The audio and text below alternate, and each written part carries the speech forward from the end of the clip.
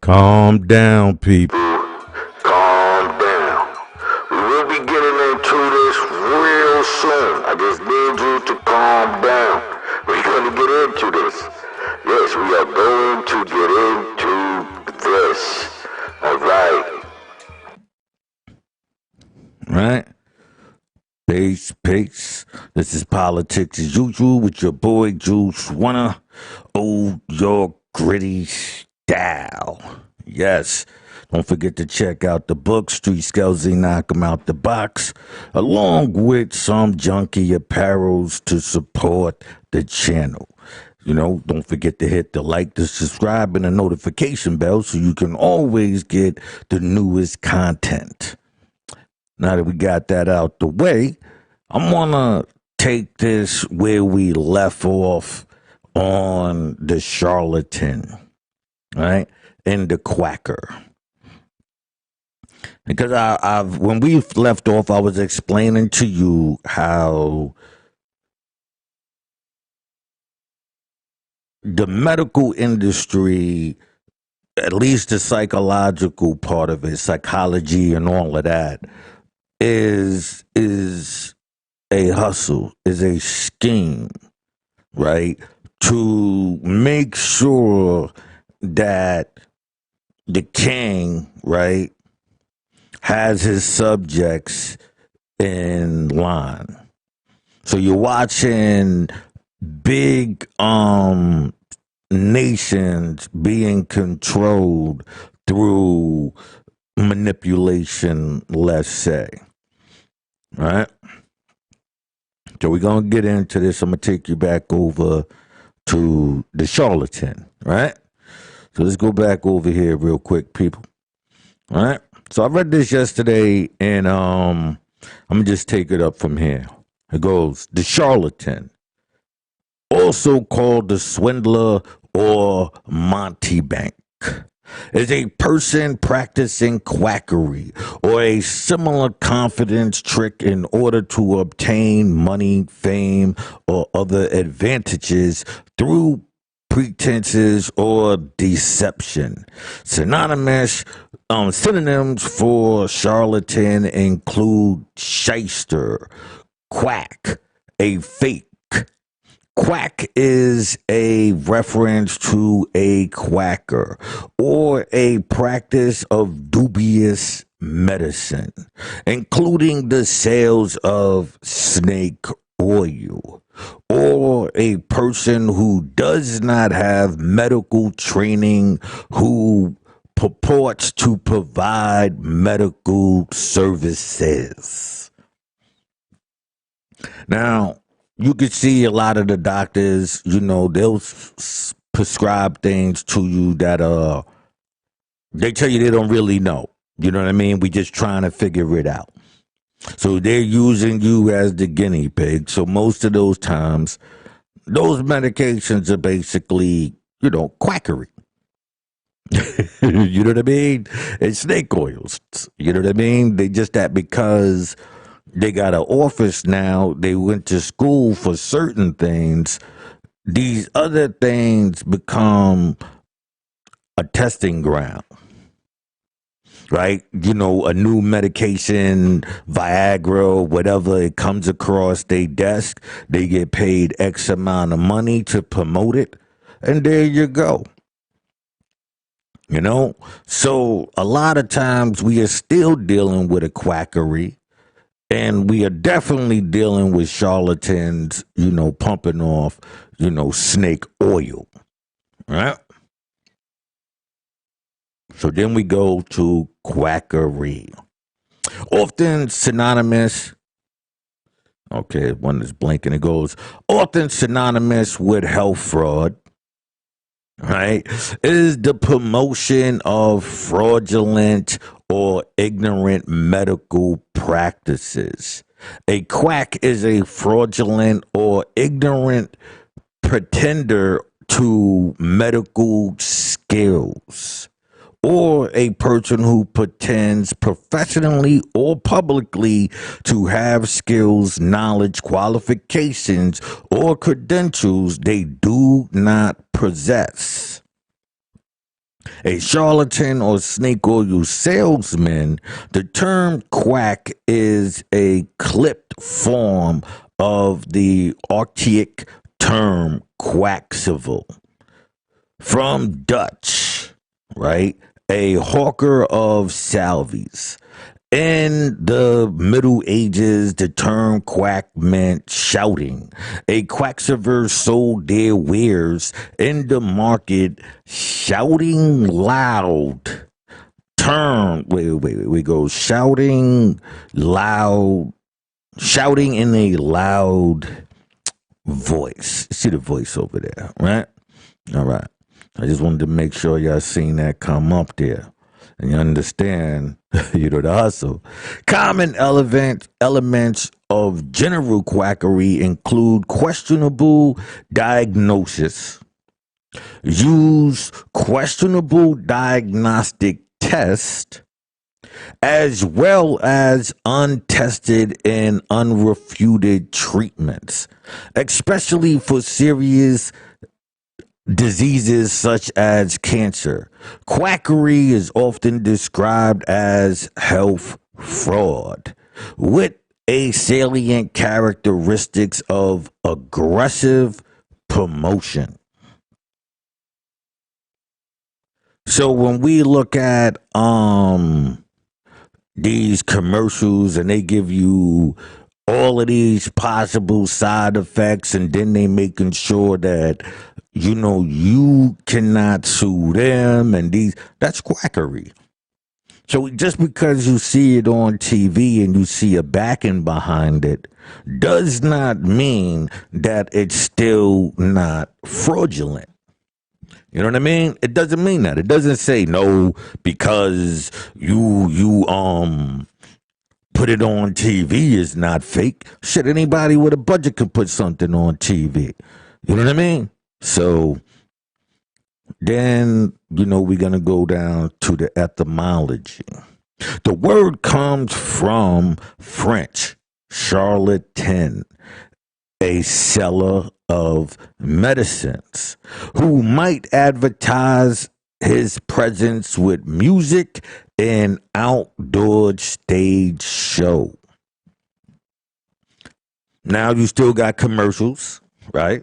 We still got commercials, and we still got the stage show in the music based on those commercials, right? What's the difference? Right?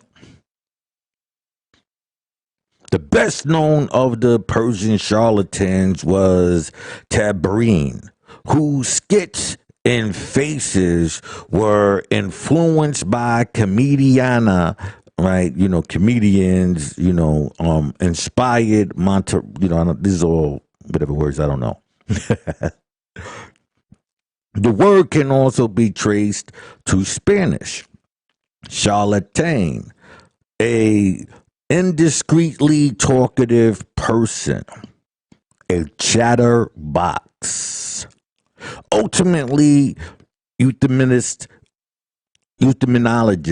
trace charlatan from either the Italian carli to chatter or prattle, or from Corintido, a resident of Corintido, a village in Umbria known for its quacks. I'm saying the name wrong of the cities. That's you could go. You could go look it up yourself. You know what I mean? You get the message though. Basically, this system of bullshit, you could even go to a certain place and see it brewing there. You know what I mean? You know what I'm saying? Then we got confidence trick. A confidence trick is an attempt to defraud a person or group after first gaining their trust. A confidence trick exploits victims using their cruelty, naive, compassion, vanity, confidence, irresponsibility, and greed. Researchers have defined confidence tricks as a distinctive species of fraudulent conduct intended to further voluntarily exchange that are not mutually beneficial, as they benefit con operators, con men, at the expense of their victims, the mark. Right? But if you notice, what did I highlight right here? Huh? Operators. The same terms used when you're dealing with hypnosis. It's the same term. You understand what I'm saying? So there's nothing that is not the same. They are one and the same. The hustle of mesmerism, getting you caught up in the light show, the cameras in action, allows you to be manipulated and hypnotized and mesmerized by the events at hand. Right? Terminology. Synonyms include confidence, game, confidence, scheme, ripoff, scam, and stratagem. The perpetrators of the confidence trick or con trick is often referred to as a confidence or con man, con artist, or a grifter. The shell game dates back at least to ancient Greece. Right? Bring that up here for you. I want y'all to see this right here. Right? The shell game dates back to at least ancient Greece. Now, the Greece, they've been pushing, the whole philosophy, Socrates and all of them, right? Thinking, that they're smarter.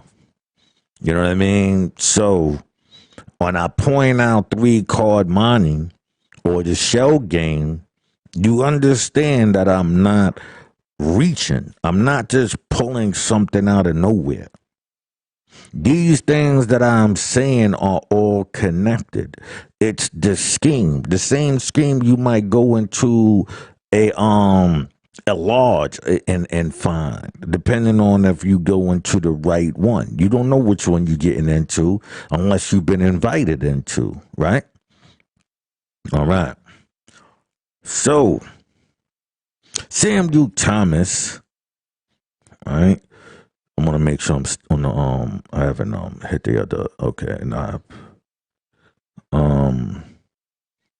Okay, where we at? Samuel Thompson, 1821 to 1856. They didn't live long.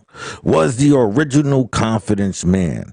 Thompson was a clumsy swindler who asked his victims to express confidence in him by giving him money or their watch rather than gain their confidence in a more nuanced way.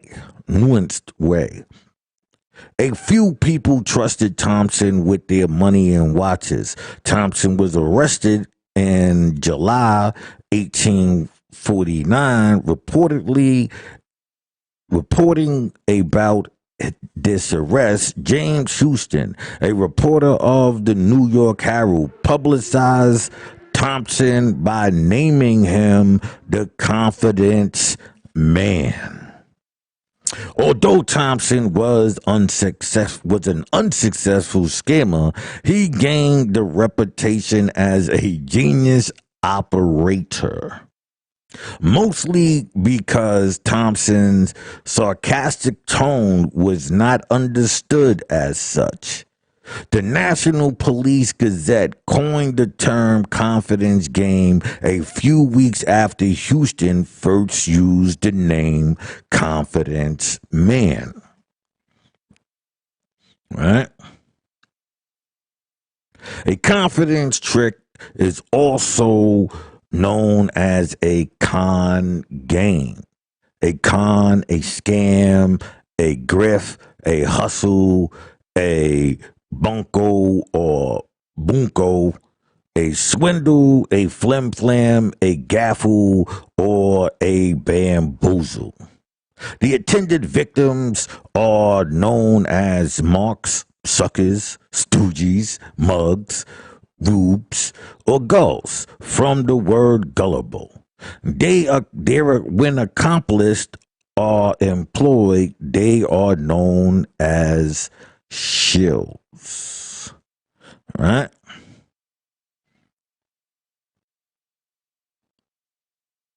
All right.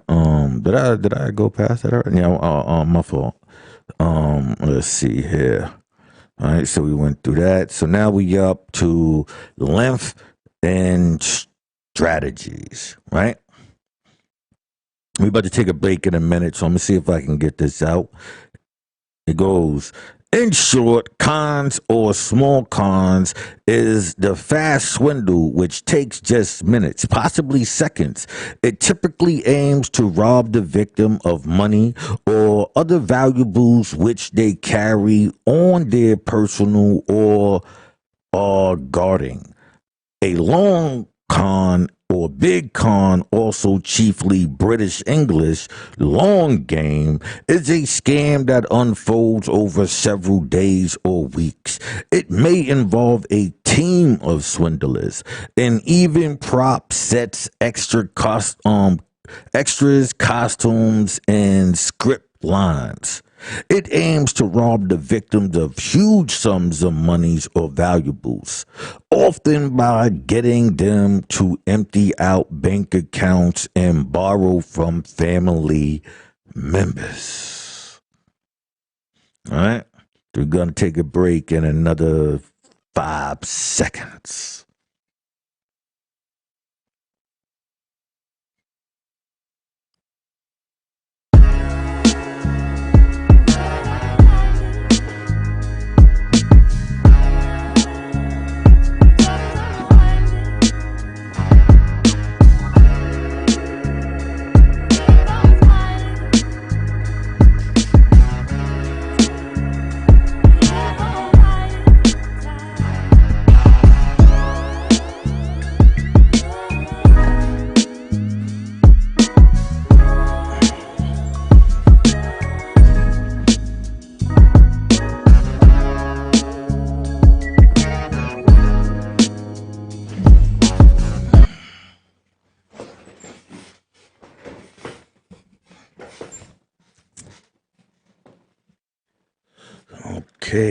Okay.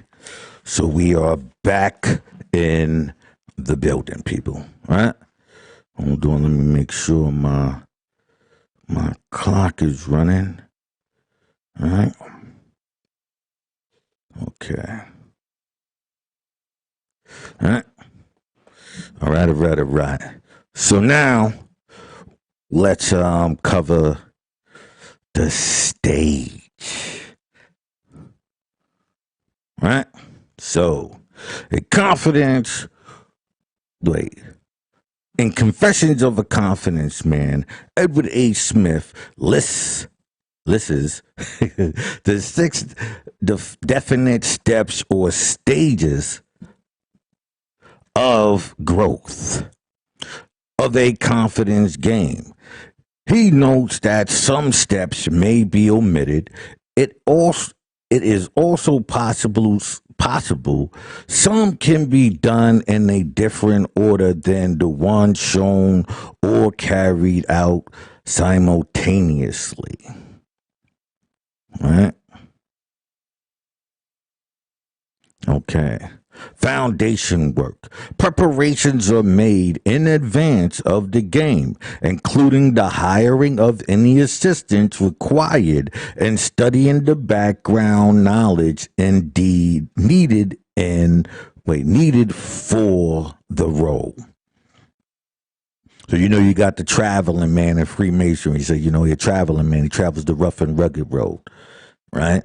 So you can hire people, right? And they could step in, and due to the fact that they are not known, it could be a value to them, right?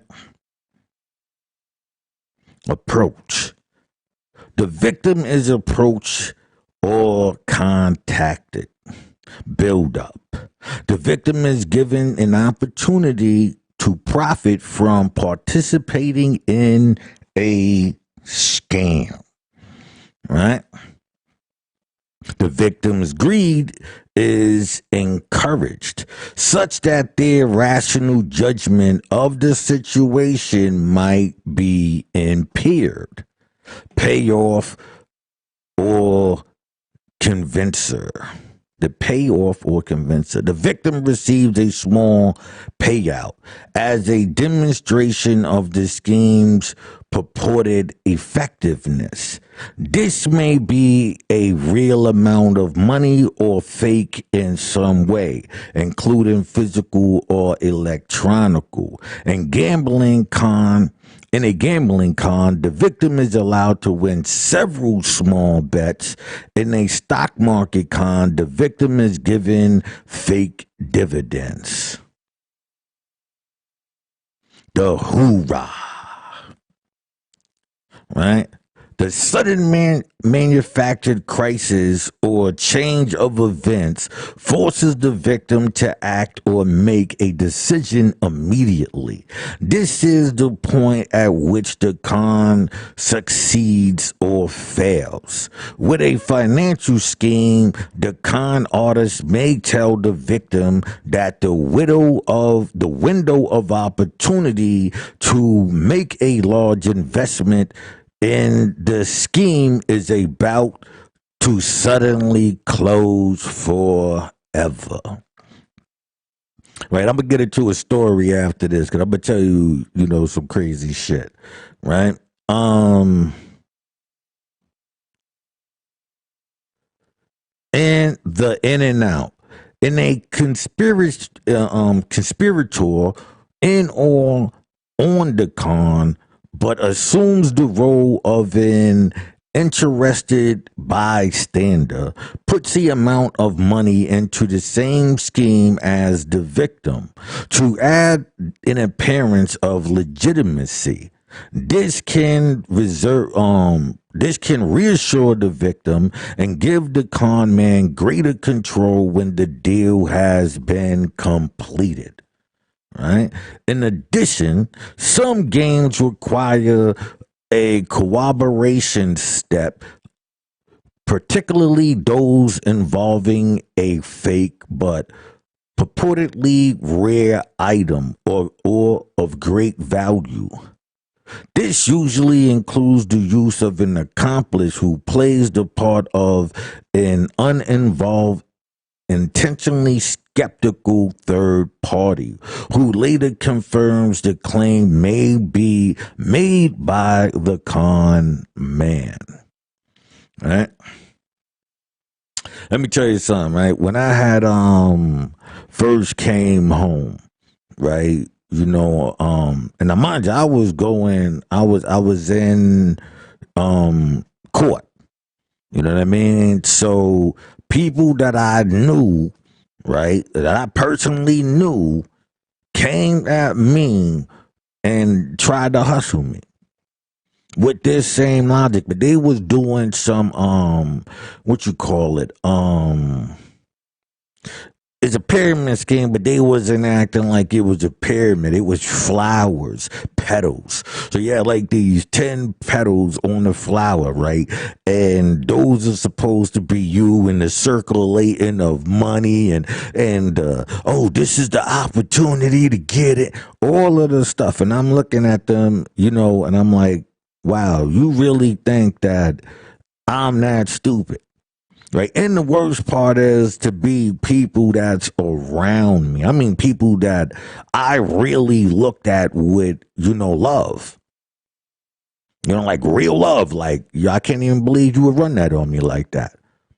You know what I mean? And so, and at the point that you didn't know who was involved and who really wasn't. Right? Because this was around the time of the, what you call it, the stimulus checks and all of that. So they had started this up and you know, one person, oh nah, you know, I got such and such, you know, acting like they vouching for me and all of that. I'm like, nah, nigga, get the fuck out of here. First of all, the person who was acting like they was vouching for me was acting like he was in hiding from me. You can't fucking vouch for me if you the one who's acting like you fucking living in a cave somewhere and nobody can fucking know about you. You think I'ma fucking trust you? And then to find out that the person, the schemer, was actually, you know, his girlfriend or somebody he was messing with, and the other person involved was, you know, the wife of somebody I know. So I just looked at it like, nah, this is. So I didn't say nothing up until this moment right here. I never said nothing about it. You know, because I'm the type of person, I don't believe in cutting the grass to let the snake to see, you know, I watch where the grass is at and I know where the snake is at. That's how I give it up. So, you know, I didn't never say nothing before this moment, but yeah, there's people that, you know, will know you and will do it to you. So don't be fooled by this shit. Right? Vulnerability factors. Confidence tricks exploit characteristics such as greed, dishonesty, vanity, opportunism, lust, compassion, crudelity, irresponsibility, discretion, and naivety. Right? Naivety. To be naive. Right? So, like I said, I was in the need of money while I was in court, hoping that, you know, they could either catch my lust or my greed. Right? This is, you know, in my, you know, hoping that I would be naive. But I asked questions. I heard the questions. Oh yeah, sign this. Oh, when you put the money right on the check, that it's a gift. You know what I mean? I'm like, yo, listen, man. Anywhere legally, once you write gift on the car on the check, that's it. Once you say gift, you have already acknowledged the fact that this is no longer yours. So you couldn't even walk into a court of law and argue that. Because all it's gonna say is you gave it to the person as a gift. And they're gonna put it in somebody else's name, so then you just arguing with the wind. You know what I'm saying? So these are the type of people that I just stopped fucking around. Amongst other sucker shit that I seen, but you know, this is one of the things that I just looked and was like, and I still was dealing with people after that. You know, just to see, you know, their quality of person. And then once I realized, nah, it's them, you know what I mean? They probably in desperate times right now. You know, the PPP loans and stuff like that. So they didn't give a fuck who they was going to do the dirt to, as long as you wouldn't be able to point back at them. Remember, it's in somebody else's name. So the devil could still be sitting right next to you and you blaming somebody else. You know what I mean? So I'll sit right next to the devil and watch the devil and then, you know, pull a rug right under them. All right. As such, there is no consistent profile of a confidence trick victim. The common factor is simply that the victim relies on the good faith of the con artist. Right? Victims of investment scams tend to show an incaution level of greed and gullibility, and many con artists target the elderly and other people thought to be vulnerable, using various forms of confidence tricks. Researchers Hung and Orchard argued Cons succeed for inducing judgment error, chiefly errors arising from imperfect information or cognitive biasness. In popular culture and among professional con men, the human vulnerability that cons exploit are depicted as dishonesty, greed, and gullibility. Of the mark's dishonesty, often represented by the expression, "you can't cheat an honest man," refers to the willingness of the mark to participate in unlawful acts, such as rigged gambling or embezzlement. Right? Greed, the desire to get something for nothing, is the shorthand expression of Marx. Benefit that's too good to be true, gains are realistic. Like I said, you approach somebody, oh, yo, everybody put in an X amount of money and the money circulates and all you got to do is put back and wait for your turn. The whole spiel of bullshit, man. You know what I mean? And gullibility reflects belief that marks are suckers and fools for entering into costly, valuable exchanges.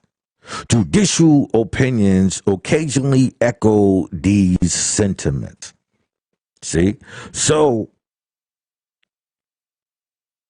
it'll come down to you being your own fault. You got in your own way.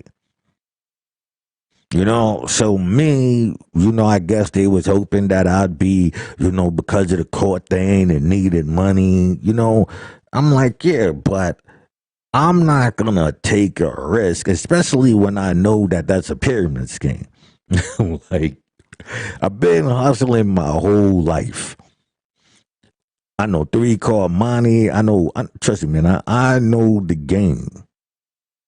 So, I mean, I used to hang out, go down to, like, Chinatown, Canal Street and all of that.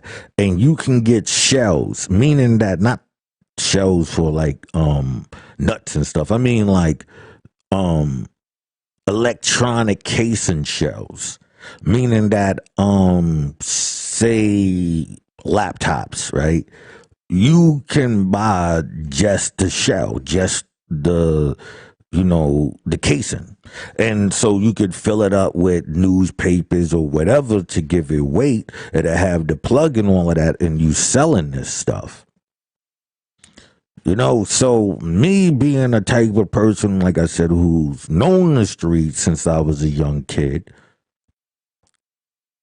I wouldn't understand why a bunch of people who have not been in the streets like me would think that I would be the person that you could run that game on.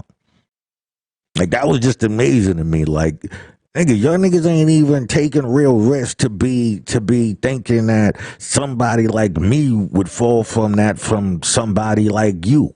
First of all, I wouldn't even fall for it from the people that really do it. How the fuck I'm gonna fall for it for a bunch of peons who think they doing something slick? Get the fuck out of here. You know what I mean? That's how I handled it. Like, yeah, whatever. I put everybody on point, but what bothered me was even the people that I was putting on point didn't seem to be bothered by it. So I said, oh, they must all be in on it. You know what I mean? Cons, cause me, I'm ready to smack the shit out of somebody like, oh no, that's such and such girlfriend. So you telling me that this person that's running this game on you, and then when we approach the person on can this, sustain itself, and they certified that it can't, you still cool with them. You don't even see them as somebody trying to do you dirty. So I got to look at you as, yeah, you was in on the scheme. That's just only way I can look at it. Because how could I be upset? You was about to lose money. You was about to get your family involved. Them investing money into this. Your friends and people you know. And the only way for you to get your money back is to do it to somebody else. That's what made me say, yeah, these ain't my peoples. You know what I mean? These just ain't my peoples. You know what I mean? Cons succeeded for including judgment errors, chiefly errors arising from imperfect information. Wait, I already read that. Gulliby effects echoes the statement. Accomplices, also known as shills, help manipulate the mark into accepting the perpetrator's plan. In a traditional confidence trick, the mark is led to believe that he will be able to win money or receive some benefits by doing some task. The accomplice may pretend to be strangers who have benefited from performing a similar task in the past. So this is once again, like I told you, the flower peddlers. What they were saying it's the moo cuckoo susu, I think it is susu. Right, and this is this African thing of putting out and all of this bullshit. You know what I mean? And like I said, I guess people would really not know how in tune I really am. You know what I mean? So just because I didn't say nothing, I guess the people would assume he ain't keen. I mean, I said something about it and all of that, but I never pointed at them and said, you motherfuckers is down with this too. You understand what I'm saying? So why? Because I wanted to see at what level would a person take it. So then you seen a whole bunch of dirtbag shit and you be like, oh, so you come at me like that, you know what I mean? So there's no reason for me to fuck with you. You know what I mean? All I would be doing from that point is screwing myself over. Right? A shill, also called a plant or a stooge, is a person who publicly helps or gives credibility to a person or organization without disclosing that they have a close relationship with said person or organization. Shills can carry out their operation in the area of media, journalism, marketing, politics, sports, confidence games, and other business areas. A shill may also act to discredit opponents or critics of the person or organization in which they have a vested interest. So now we are in the lodge again, and we see a system that allows people to hide, right?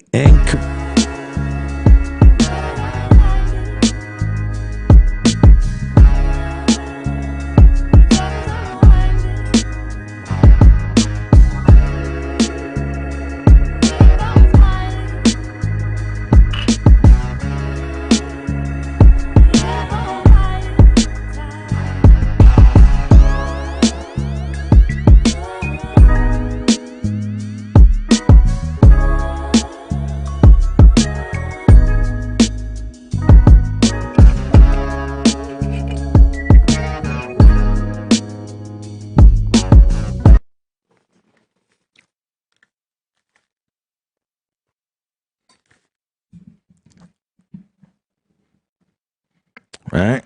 So let's give you a little update. Right? So I'm over here breaking up some trees. So as you can see, hold on.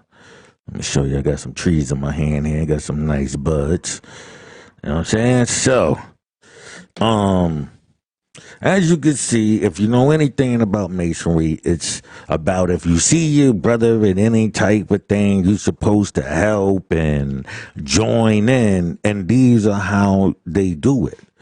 You know what I mean? To be in the lodge secretly and know that certain things, and then when you see it in other places, you aid in the bed because you can get a piece of it too. You understand what I'm saying? So the confidence in the hustle scheme, the underground is a whole union in itself. I know, you know what I'm saying? Like I said, I've never joined the lodge or, per se certain gangs and stuff like that, although I have been affiliated. You know what I mean? So through my affiliation allowed me to gain a greater understanding of the trick that's being played, because I was dealing with different organizations as well. So in talking with them and never really, even though the system might promote banging and fighting each other, that doesn't mean that everybody in it has to play that role. You know what I mean? So me, I've was fairly, wise, and when it came to avoiding, and like I said, neighborhood conflicts, hanging on blocks, and you know what I mean, like that type of thing. I was always good on that, so I always knew how to avoid the pettiness, because the doors were open to communicate with all sides. You see, 'cause if you only stay on one block, oh, you can't fuck with them niggas over there. And see, if you don't do that, when you run into people all around the world, when you run into people, those same people somewhere else, it's not the same. Your communication and open dialogues can sustain itself because you never involved yourself with such minuscule things. But forgive me, I'm over here breaking up some trees. But you understand what I'm saying? Like, because you never got caught up in all of the small stuff, you become a big person in environments where they need that. Like, say you incarcerated, right? And you know all of the players, and even though you might been on one side, you don't make excuses for the people in there, and you don't make that as a reason for you not to have an open communication with the other side. So all parties begin to respect you. You know what I mean? Just due to the fact of that. These are the things that I learned. And inside of learning that, you also learn to spot these agents. These people who are meant to just be there to cause some type of confusion. To aid in the bed, some bullshit. Like when you say something and you look at them, right?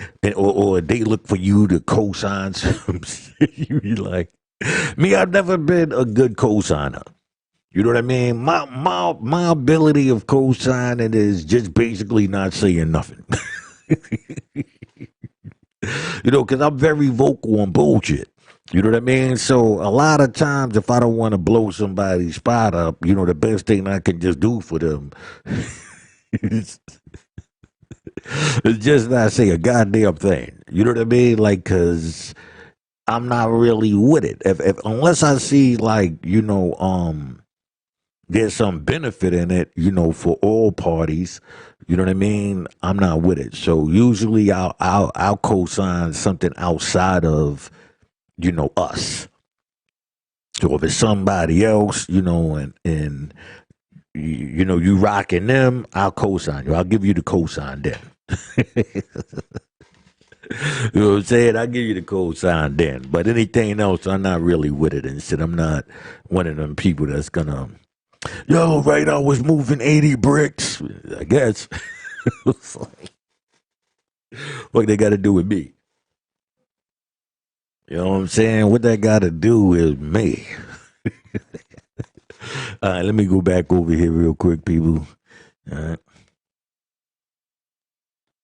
Okay, so we over at the shill, right?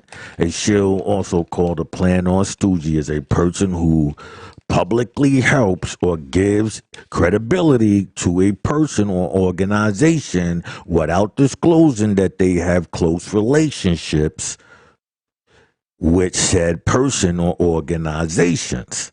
Shills can carry out their operations in the area of media, journalism, marketing, politics, sports, confidence games, or other business areas. Now, I highlighted this because that's important to understand that the hustle is not limited to what you think it is. You might think, oh, the hustle is just street corner. But this hustle works on all levels. But if your mind cannot get past the street, then that's as far as you're going to see its value. You're not going to be able to see it on the big stage.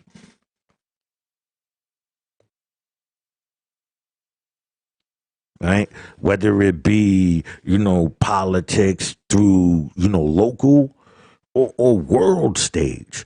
You're not even going to be able to see all of the players if you don't understand the game. Right? And so I'm showing you that this system is huge. It's not a play system. Like this system is set up way before you. You understand what I'm saying? Way before you. So you are walking into something thinking that you know the game, but since you don't realize that this shit was set up before you don't know how to pinpoint the damage. Me, I looked at the start of things, right? I wanted to know the history of something. And inside knowing the history of it, I was able to break the code.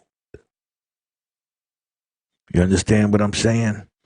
So if you allowing somebody else to give you the information, unless they like me, you know what I mean, willing to put it all out there, you not gonna and this is how you see Freemasonry to be a dangerous thing, because you fucking with people money. The whole Malcolm X, get your hand out my pockets.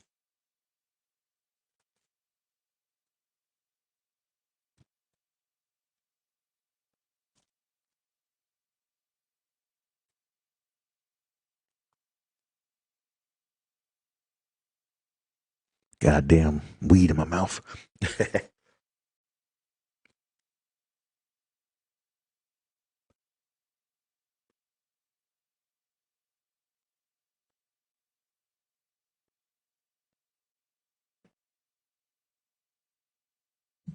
All right.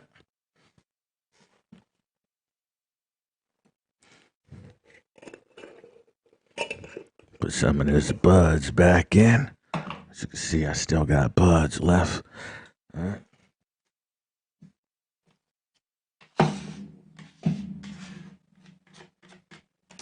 Okay. So, now you can understand why this is a dangerous thing, because the people who they utilize for this field are dangerous people. Me, I guess I could be considered, somebody like that in my own right. I'm willing to use it to free the people, not enslave them, not, put them under pressure, intimidate them, and all of that. So inside of seeing that is when I realized, the difference. I gotta be me regardless. I'm not gonna bend or fold to this. Once you put this out here, you have accepted everything that comes your way.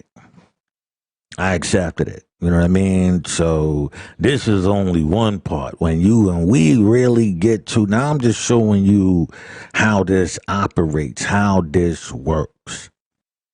We haven't even scratched the surface yet. We are still in the workshop. I haven't explained to you who these operators are yet. You understand what I'm saying? I just showed you how they got you, how they manipulated you through the gangs, through religion, and music and TV and these type of things. Those are what they manipulated you with, and these are the people, the Masons, the handshakes, and these things where they were able to know each other in their task and know when to aid and abet somebody else in that task. You understand what I'm saying? So we'll be getting into the Malcolm X part of get your hands out of my pocket later. You know what I mean? In this hustle. You know what I mean? I'm gonna move this out the way here. All right. So where we at? Shills strong, sports confidence game and other business areas. A shill may also act as a discrete opponent or critic to a person or organization in which they have a vested interest. Right? In most uses, shrills refer to someone who purposely gives onlookers, participants, or marks the impression of an enthusiastic customer, independent of the seller. Like I told you, you in a 3-card money game. You see the geeky white dude come up with the suitcase and he wins the game. He's in on it. You know what I'm saying? You see the girl like, ooh, when do I want to pick this one? She's in on it. Right? Okay. Mark. The impression of an enthusiastic customer independent of the seller, marketer, or con artist for whom they are secretly working. Keyword secretly. Remember, freemasonry. So I've never once taken you out of a system. Right? I'm just giving you all of the practices and things one uses in this field. And you might think, oh wow, I can do 3-card money. That ain't nothing, right? And you can get a little teeny, but you got to get into the right lodge. They could have you doing way more than this. We just told you, right? They get into, where we at here? Marks, see, I fucked up. I'm supposed to highlight. Yeah. Media, journalism, marketing, politics, sports, right? Confidence, games, and other business of areas. Right? In most uses, shrill refer to who supposedly gives, right? Crowd, sellers, market, or artists for whom they are secretly working for, right? The person or group in league with the shill allies on crowd relies on crowd psychology to encourage others, onlookers, or audience members to do business with the seller or accept the idea they are promoting. All right? Shills may be employed by salespeople or professional marketing campaigns. Plants and stooges may commonly refer to a person who is secretly in league with another person or outside organization while pretending to be neutral or part of the organization in which they are planted. Same as a magician's audience or a political party, or an intelligence organization. See, double agent. So, as we understand the concept of Freemasonry, we step back and we can see the trainings and learnings in the lodge, because each person gets to learn the same tactic. Each one of them can be the master at the lodge and basically perform the task themselves. So each seat, each person sits in for the scam, so they can understand it in its totality, right? Encouraged on, okay. Shills may be employed by, salesperson, right? Plants, boom, boom, politics, intelligence organizations, right? Shilling is illegal in many circumstances and under many jurisdictions, because of the potential for fraud and damage. However, FA Shield does not place uniform parties at a risk of loss. The Shield's actions may be legged.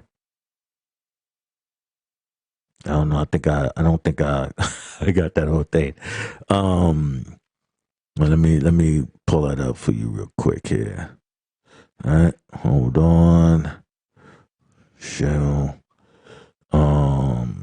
leg, organization, random members, audience, tight legal shells, right?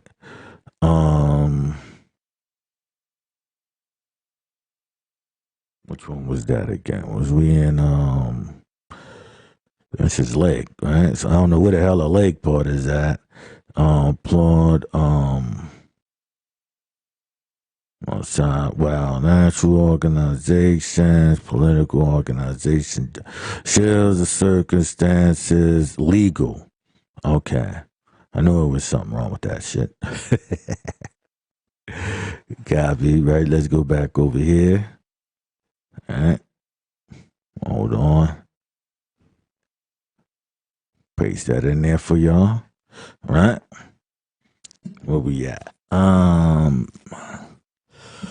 Shills is illegal in many circumstances and under many jurisdictions because of the potential for fraud and damage. However, if a shield does not place uniform parties at a risk of loss, the shield's actions may be illegal. Right? For example, a person planted in an audience to laugh and applaud when desired, or to participate in an on-stage activity as a random member in the audience is a legal type of shill. Okay? Just understand that. So I'm like I said, I'm gonna get into the whole how this works. Right? I'm breaking it down to you. I'm showing you a system of psychology and all of that came out of a con. So when did it clean itself up? When did it clean itself up? When it's controlling the people through manipulations, through things as shields. Right? When Freemasonry is the con, while they're getting con too, they don't even realize, most of them don't realize, 90% of them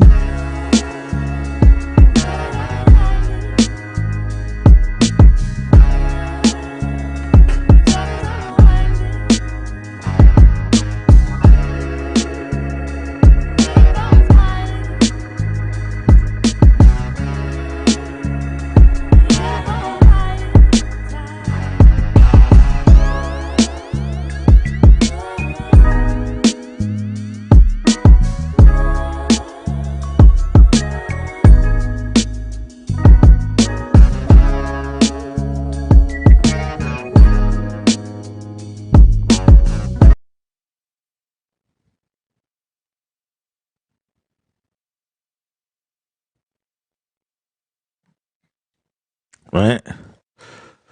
So as we look at this, we can safely say that yes, there is a system that operates under the radar, right? And like I said, they do not realize that they are being rocked as well. So within, that's why you might like granddaddy Shabazz used to say within the 5% is the 10%.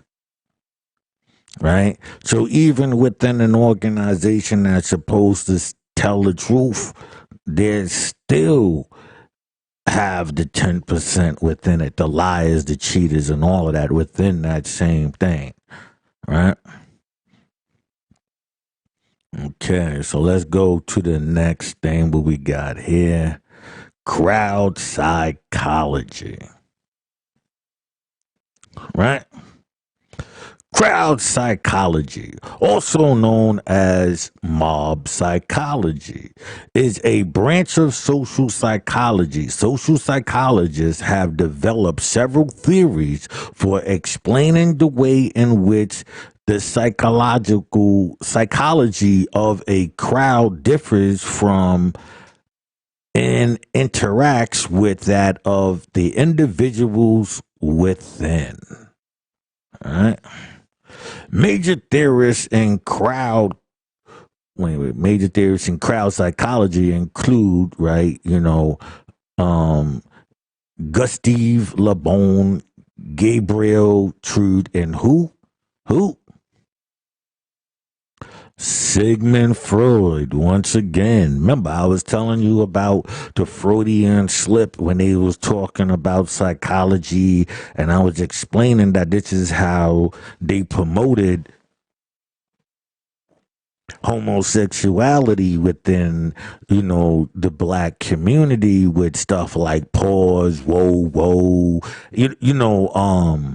no homo. Though, even though it was saying that, it kept you thinking psychologically, subliminally in your mind as you play that game. And then what you really do before yourself, you entwine the youth into that game. Right? But when the youth are indoctrinated in that game, their TV shows and everything else gives a different promotion. The overall promotion versus your mouthing something, you just a utensil for the manipulation. Right? This field relates to behaviors and thought process of both the individual crowd members and the crowd as an entity. Right? Remember when I tell you about what you call it, the mall riots and how you see the malls closed because they introduced Cyber Monday or whatever fucking day, right? But before then they kept these random, well, it started off as random with Cabbage Patch and Elmo, but then it escalated to things that wouldn't even make sense, people fighting over.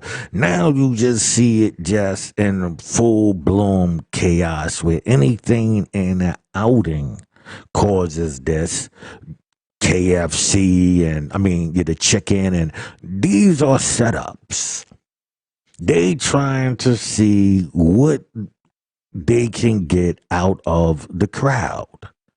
Well, crowd behavior is heavily influenced by the loss of responsibility of the individual and the impression of universality of behavior, both of which increase with crowd size.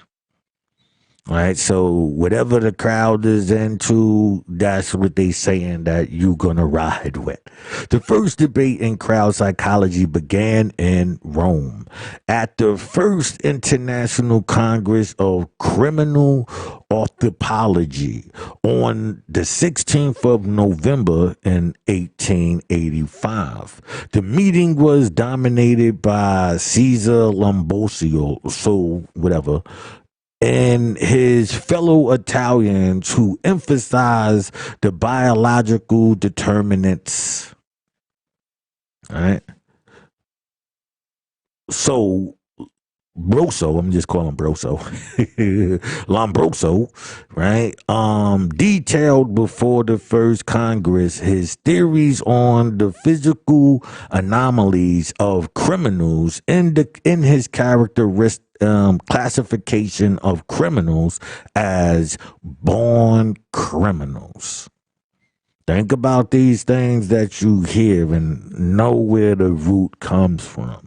Or criminals by occasion and metatord and metatords. Those are like, okay, I'm actually I put it in there for you. Meaning of matitude has he is a borderline psychopath, right?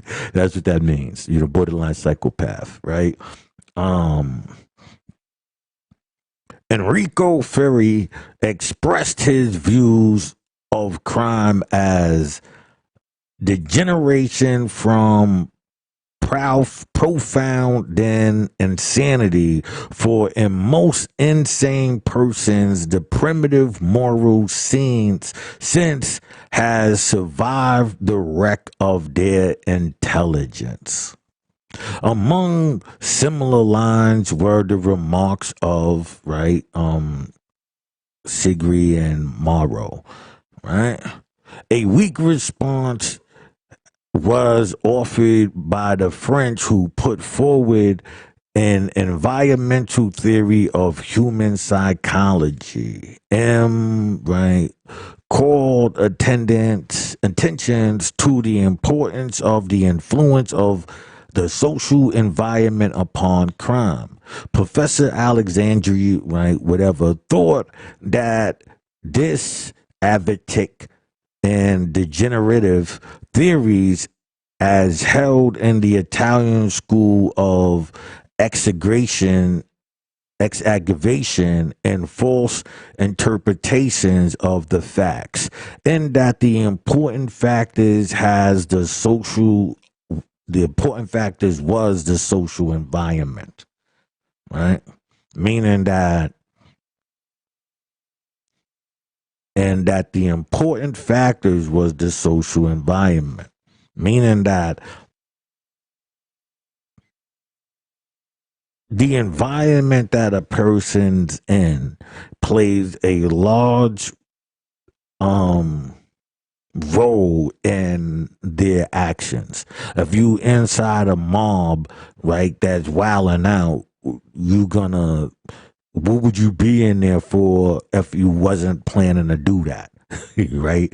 If you know what I'm saying, if you had a concert or something, you planning to have fun because that's what everybody came there for. But then you have an element, especially within our community, the bringing your gun to a birthday party and all of that, right? And this is psychological, right? In Paris, during 17th through the 10th through the 17th of August 1889, the Italian school received a stronger rebuke of their biological theories during the Second International Congress of Criminal Anthropology. A radical divergence of the view between the Italian and the French schools was reflected in the proceedings. All right, so we got the Professor Lombardo laid stress upon epilepsy in connection with the theory of the born criminal. Now, I'm gonna get into the epilepsy. I just want to put you on point that this is still in Freemasonry, the devil worshiping, and how epilepsy plays a part in that, right? So that's going to play a part. I'm gonna bring that up, right? I want to do it. I'll probably do it after the next break, but I don't want to stop for that because I must talk about it anyway. So I'm not even gonna do it, but for those who's paying attention, just remember epilepsy in connection with his theory of the born criminal. Professor Leonce Pierre Manovier characterized Lamborgio's theory as nothing but the exploited science of theory, whatever is, basically mind and knowledge is a pseudoscience which involved the measurements of the bumps in the skull to predict mental traits. It is based on the concept that the brain is the origin of the mind and that certain brain areas have localized. So when when you seen the people when they used to take the measurements of the skull and all of that, okay. What is this? Observed by Lombardi were met with an honest man as well as a criminal, right? Claim that there is no physical difference between them. Right, Drill and others oppose Lombardi's theory in whole or in part. Pelugis found the cause of crime in the failure of the criminal to adapt himself to his social surroundings. You hear that to this day. That same sentiment right there, right? This right here is the ongoing consensus surroundings, and Burke and whom tragedy agreed agreed that physical defects were not marks of the criminal quo criminal. It is in this context that you have a debate between, right, an Italian lawyer and Trude, a French magistrate, on how to determine criminal responsibility in a crowd and hence who to arrest, right?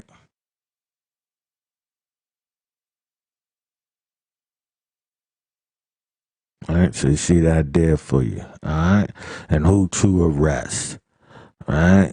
Both thinkers had published early studies on the matter, wrote The Criminal Crowd and Tard the in French. Earlier literatures on crowd and crowd behavior had appeared as early as 1841 with the publication of Charles Mackey book Extraordinary Popular Delusions and the Madness of Crowds. The attitude towards crowds underwent an adjustment with the publications of Hypnotism, 6 volumes, The Origin of Contemporary France, 1875. Right, see that up there? Okay. In particular, works helped to change the opinions of his contemporaries on the actions taken by the crowd during the 1789 revolution. Many Europeans held him in great esteem, while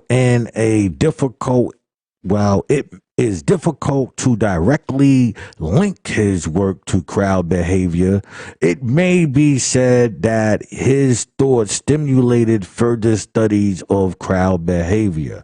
However, it was not until the latter half of the 17th century that scientific interest in the field gained momentum. French physicians and anthropologists, right, Gavin Labonne, became the most influential theorist. Right? So we see that right there. Right? Many Europeans held him as in great esteem. While it is difficult to directly link his works to crowd behavior, right? Just want to highlight that right there, right? Just wanted to see that. Crowd behavior. I don't know if you've seen it. All right, let me see. All right. Right? All right, so where we at here? It goes types of crowds. There is limited research into the types of crowds and crowd membership, and there is no consensus as to the classification of types of crowd.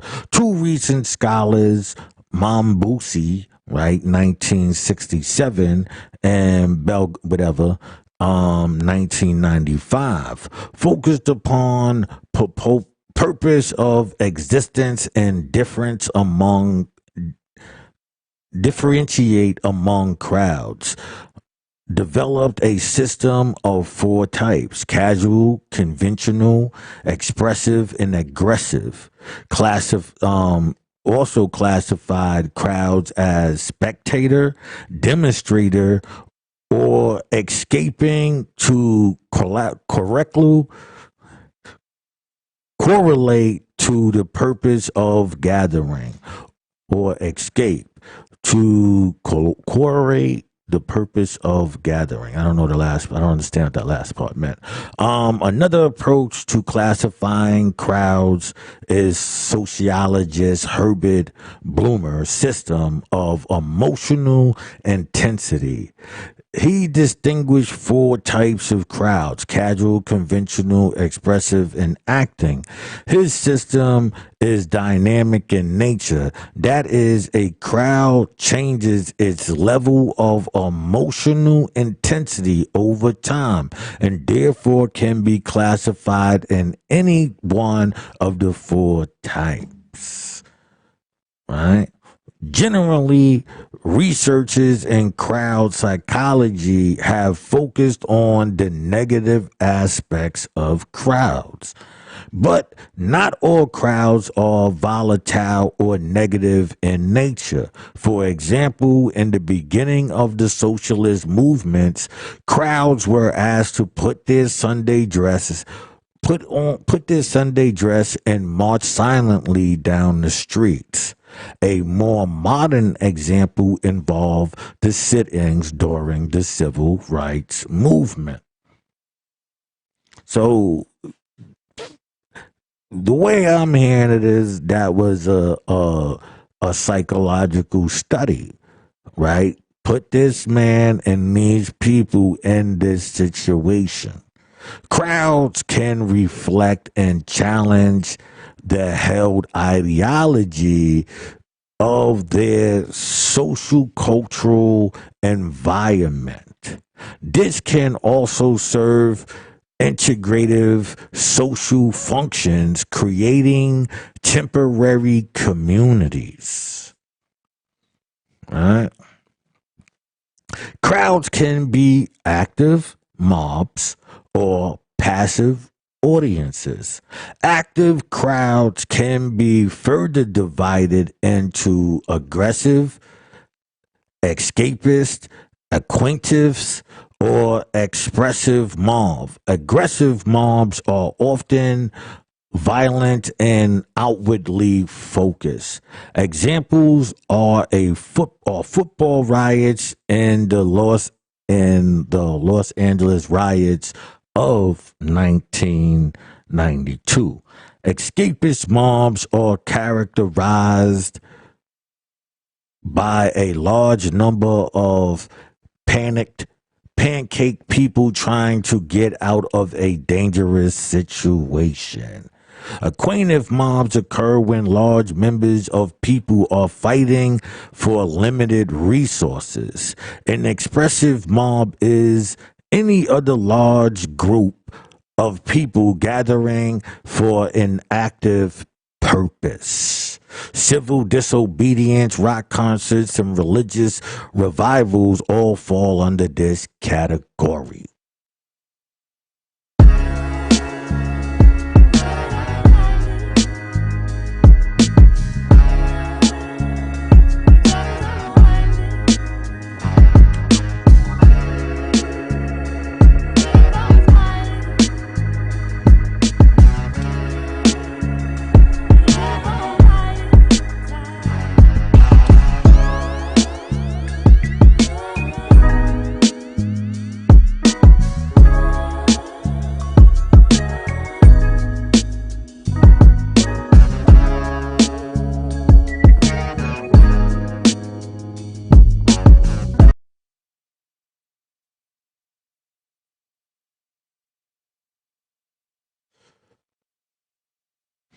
Right. So we back in the building. We back in the building again.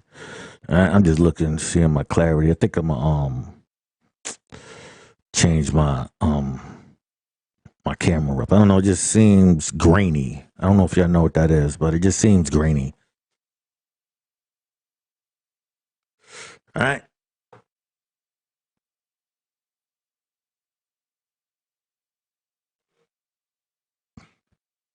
I wanted to do the theoretic. Oh, hold on. Let me put my Put my ad up for y'all real quick.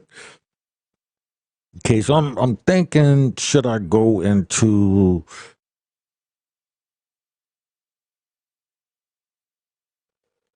the theoretical perspectives, right? I want to go into that. I want to see how much of it see, they got the fraudulent theory. This is I'm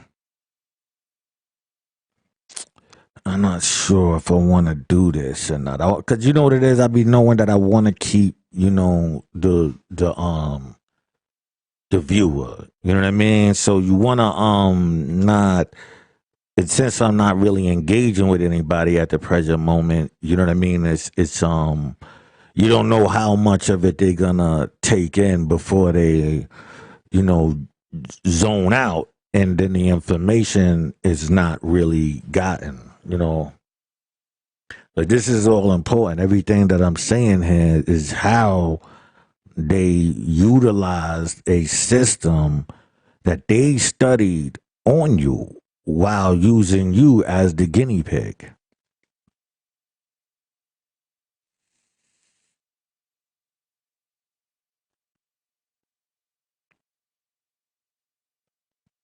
Think about that. You know, let me put up one of my I'm looking for one of my sayings so I can put there with you.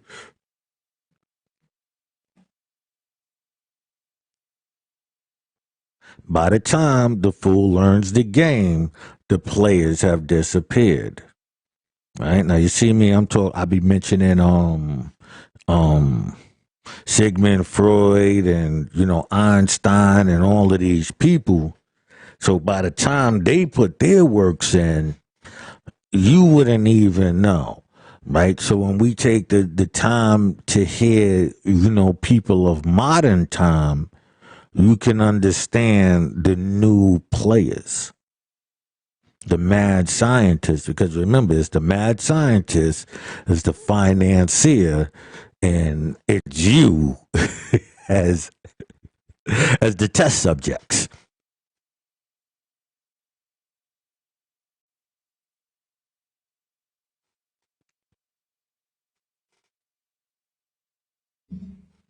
The U.S. citizen is the global test subject.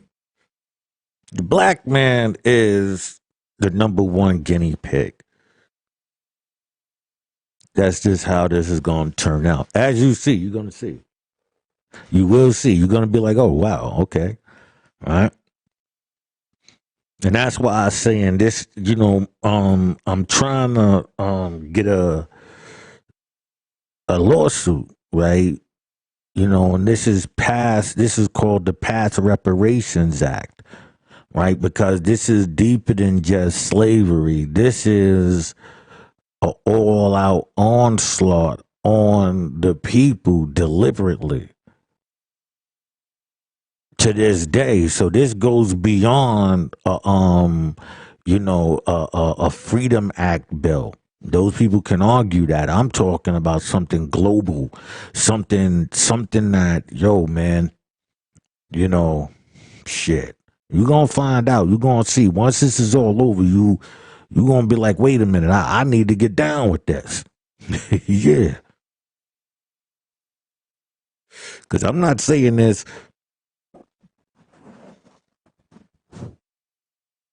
I don't want the smoke inside the mic guard. Uh,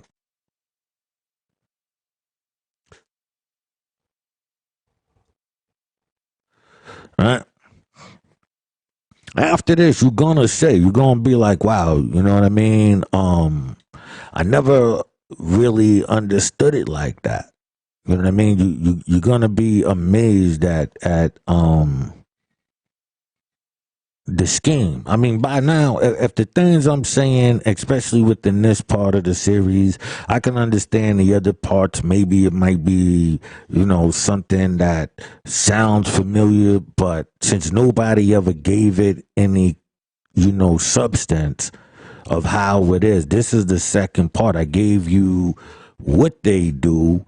Now I'm telling you why they do it and how. The why and how is answered in this part. This is basically the why and how. Right? This is, the why is to use a system, right? The manipulation system, and legitimize it to always have a reign over you, right? While studying you, the criminal you, in the aspects of what would make another person fall for that, right? It's just really seeing how much they can get away with fooling the people. You know what I mean? And if you place the lie in the beginning, right? When you got to do a lot to find the truth, because if you're born in the lie, you're born within it.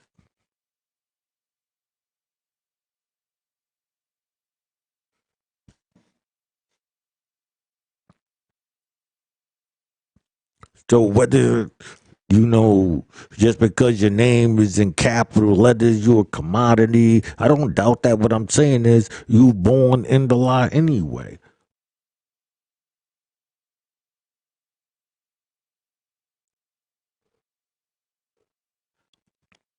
Right? Okay. So let's see. I'm thinking, should I do it? Should I go over to this or not, people? What do y'all think, man? Let me just see how much it is. All right. Let me see this. 3 pages so far. 4 pages. Okay, that's 4 pages. All right, we're gonna do it. We're gonna do it, people. We're gonna do it. All right. You're gonna rock with me? Okay. Um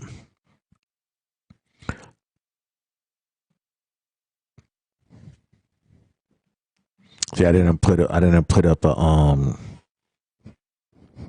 you know title for the banner down there. All right. So drop my L.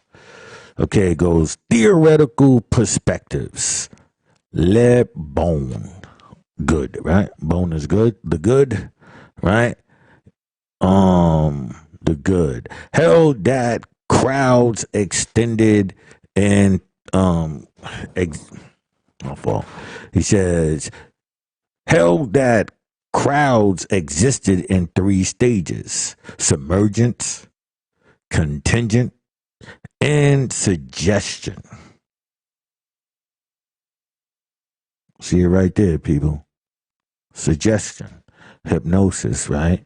So you see, we still in, we never left, even if you didn't know, even if you didn't know that I'm connecting what the person was talking about.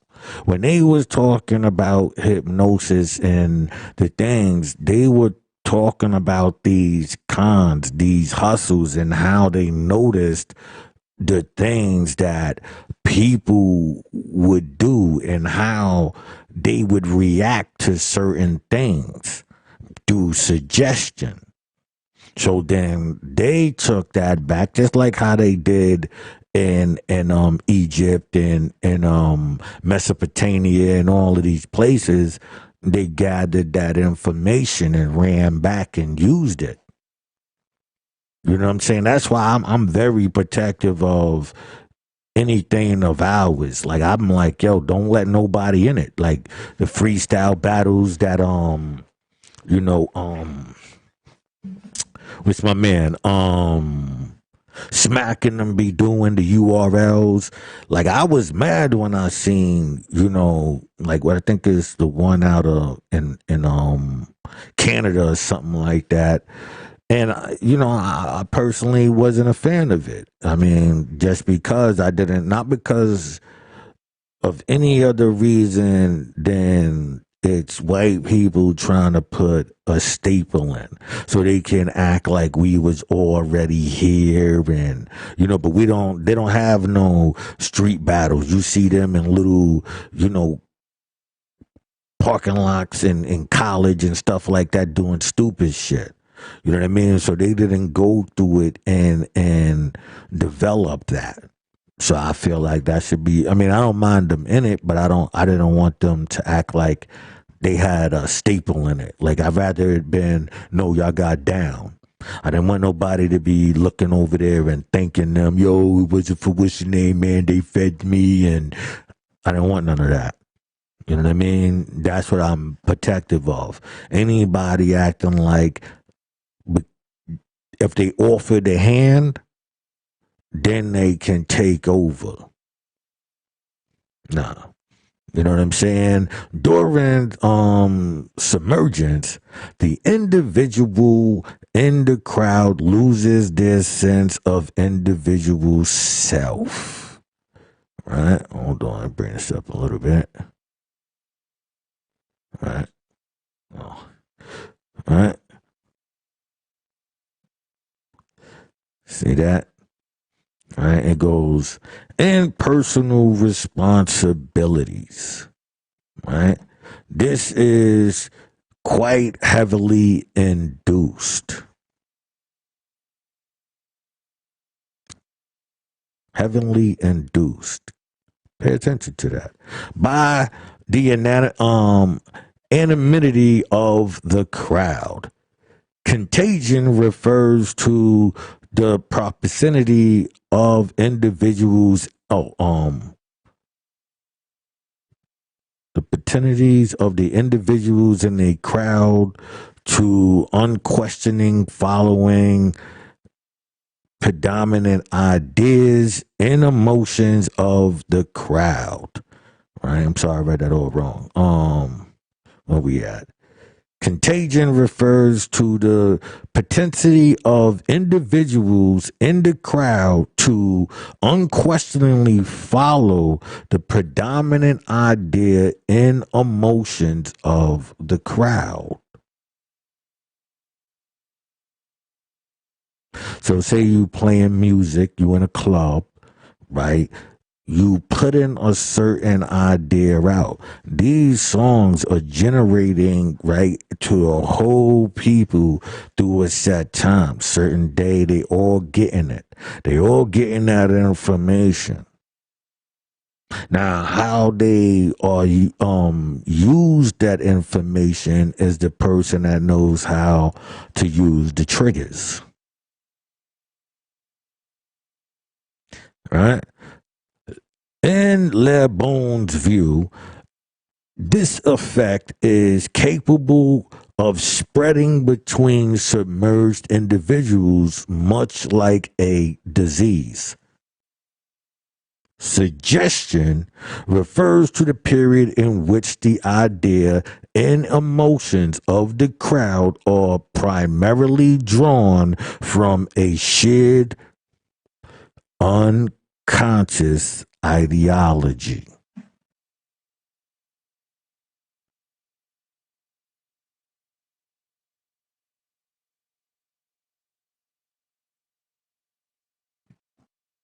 This is why I used to tell people like the when Tupac got shot and all of that, I was like, nah, I'm not with that shit. Like I was not listening to All Eyes on Me and Me Against the World. The Biggie who what was that album? Ready to Die. None of them. So when people hear me always talk about I don't fuck with Biggie Ready to Die, they assume that I guess like I was listening to Pac at that time. Like, nah. I was mad because I knew that the message was not going to be a good outcome. And so when we see the outcome 20 years later, it speaks for itself of whether or not I saw that.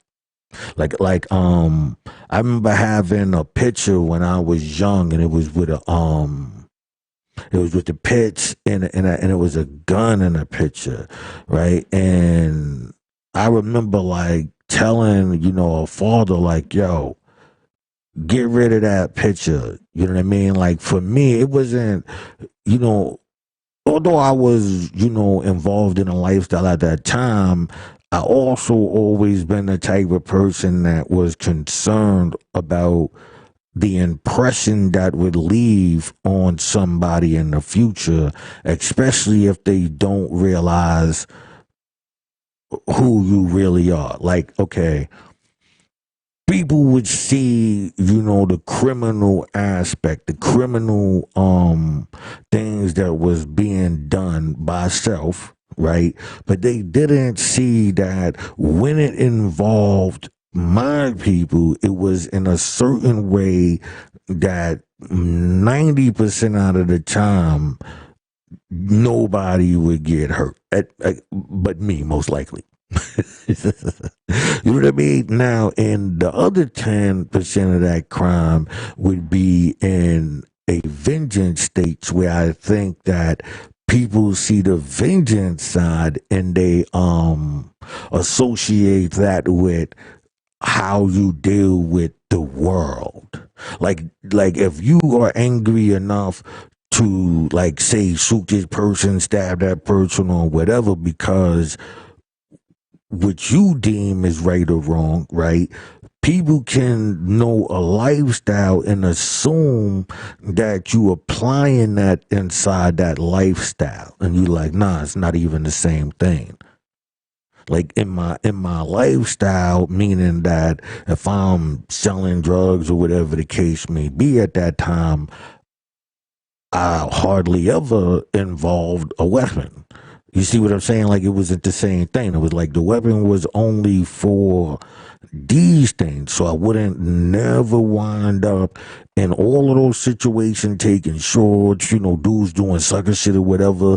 It never would revert to, okay, this is how you handle that situation with a gun. A knife or something. Like, nah, these are just the regular losses that people would take. You know what I'm saying? Like, even if you wasn't supposed to be that, if you was a regular person in any business, you would take those type of losses. Now, when it comes to, your life being put in danger, now how you handle those things are different. And so some people, if they wind up in certain situations, they remain that like, yo, I gotta be, you know what I mean? Me, I always separated the business from me. I knew that was business, meaning that I didn't want to be fully attached. So, when dudes is, not to be on some, talk like that stuff, but, just giving you insight. It's like, okay, when like I came in the game when you condemned, you was tripling. You know what I mean? So and that was your minimum. That was for me, my minimum was dribbling. You know what I mean? So when it came down to the hustle being double up, you understand what I'm saying? And they were like, people would come like, let me get 2 for 15. I'm like, nah, you got to give me 17. And they'd be like, why? And I give them this long ass spiel, hey, for you to get it, you know what I mean? Like, that's just basically I was giving it up. I wouldn't necessarily curse them out or nothing like that. It's just like, hey, if you want to sit here and listen to it, or you could just go in your pocket and give me my goddamn, $2 extra or get going and go somewhere else. But once I seen it going in that direction, I knew it wasn't worth being in that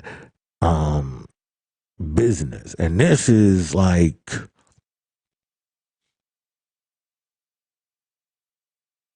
9-8, 9-7. You understand what I'm saying? So this is how long ago I realized that it was going downhill. Like the drought wasn't a drought no more. That was what it was. You understand what I'm saying? Everything was what it was. And especially after, what was that, the 9/11. See, I wasn't around for that though, but I was in Atlanta at that time, but the 9/11, like I heard that really, put a bind on things. So it's just, just what I'm talking about as far as understanding this. Understanding, especially, with the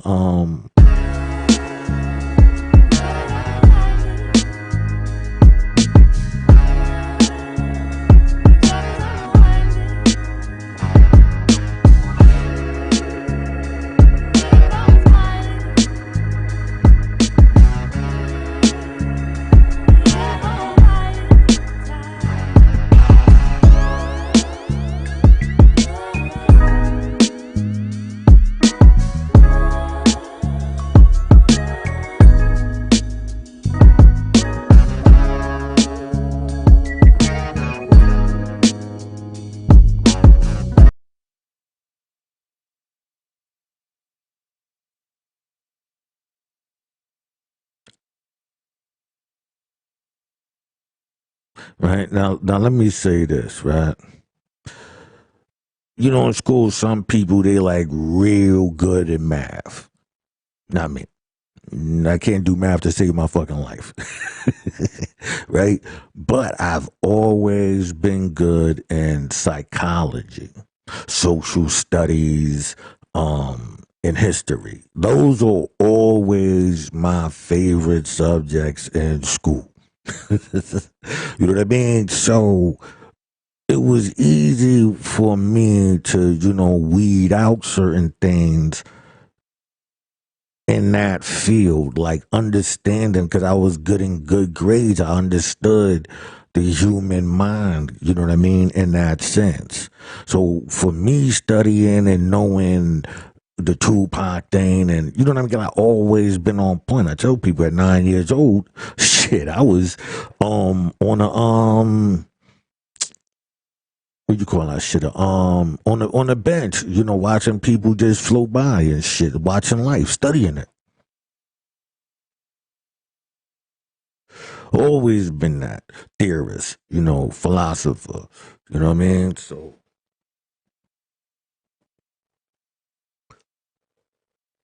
that's why I don't call myself a conspiracy theorist, but a conspiracy revealers. Because while they were studying us, I'm studying them study us. I'm studying us first, and I'm studying how much of that comes from emulation. You know what I mean? I realized, it was a lot of emulation. So then when you tell people, oh, you think white, you do white, they don't understand, because the emulation is gratifying. Like if that's what you wanted, then why? You know what I mean? Like if your mindset is on that, somebody else is player hating on you, right? So you can't say you because it's like, okay, that's what they want. Like what the fuck could you do about it? Right? Let's get back over to this. Right? It goes, this is quite heavily induced by anatomy of the crowd. Contagion refers to the propensities of individuals in a crowd to unquestioningly follow the proponent's idea and emotions of the crowd. In Le Bon views his effects of capable of spreading between some this effect is capable of spreading between submerged, right? Individuals such as disease. Suggestion refers to the period in which the idea and emotions of the crowd is primarily drawn and shared unconscious ideology. Crowd members become susceptible, my fault. What is it? Crowd members become susceptible to any passing idea or emotion. This behavior comes from an Archean shared unconscious and therefore uncivilized in nature. It is limited to the moral and cognitive ability of the least capable members. I got to give it to you again. All right. Crowd members become susceptible to any passing idea or emotion. This behavior comes from an archaic shared unconscious and is therefore uncivilized in nature. It is limited by the moral and cognitive ability of the least capable members.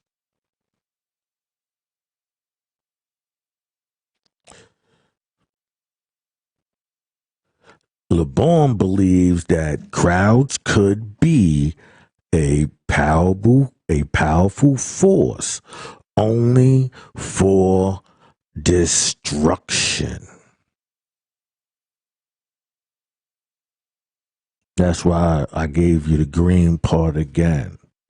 So it's telling you through these members, you can say these things, Jay-Z, whatever, boom, boom, boom. And those people trying to live that out, right? Crowds could be a powerful force only for destruction.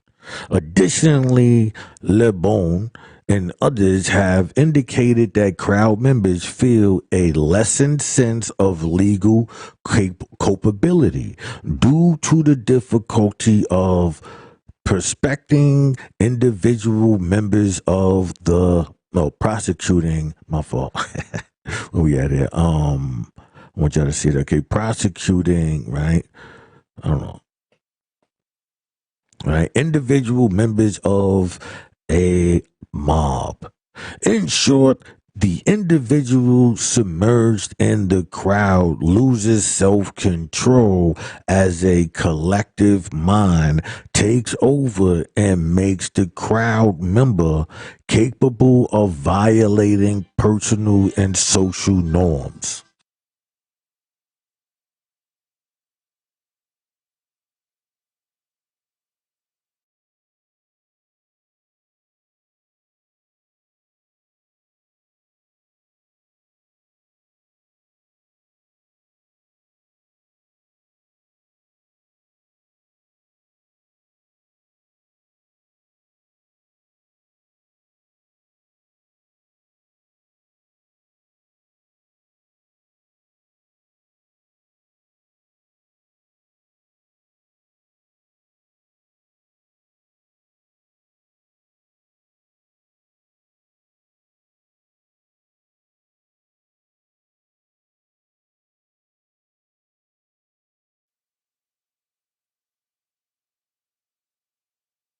Oh, forgive me there. Forgive me there. Where we at here? Powerful crowd. LeBron and others have indicated that crowd members feel a lesser sense of legal culpability due to the difficulty of in prosecuting individual members of a mob. In short, the individual submerged in the crowd loses self-control at the collective mind as the collective mind takes over and makes the crowd member capable of violating personal and social norms.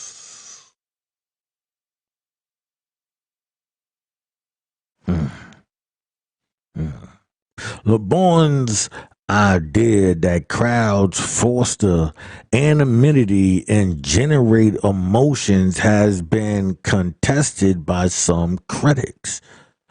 Clark McFarlane pointed out studies which shows that the maddening crowd does not take on a life of its own, apart from the thoughts and intentions of members.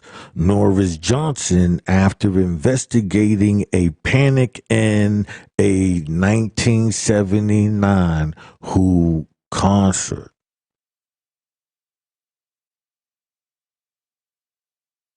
Only reason why I'm stopping is because how was they able to pull off the study?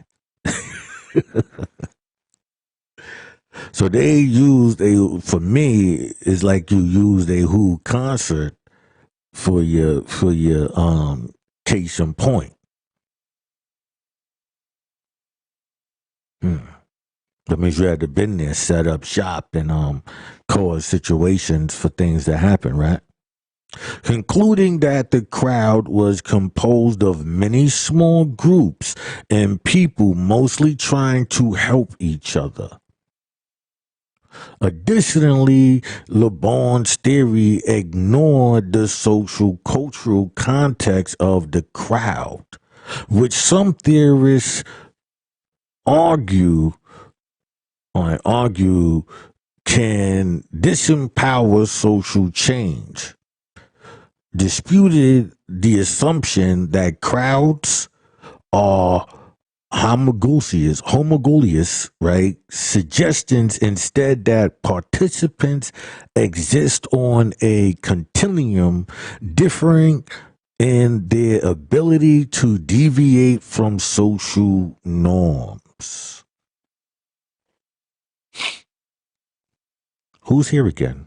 Wait, hold on. Who we got here again? Sigmund Freud, huh?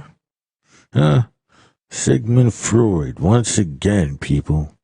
The crowd behavior theory primarily consisted of the idea that becoming a member of a crowd serves to unlock the unconscious mind. This occurs because the superego or moral center of consciousness is displaced by a large crowd to be replaced in a charismatic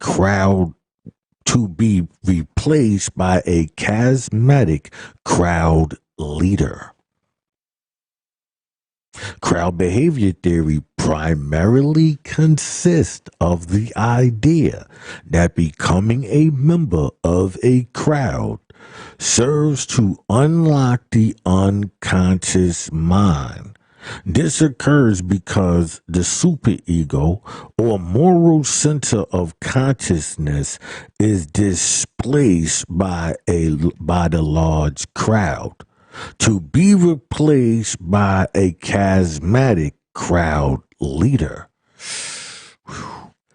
McDougall argues simultaneously with Freud, saying that simplistic emotions are widespread and complex emotions are rare.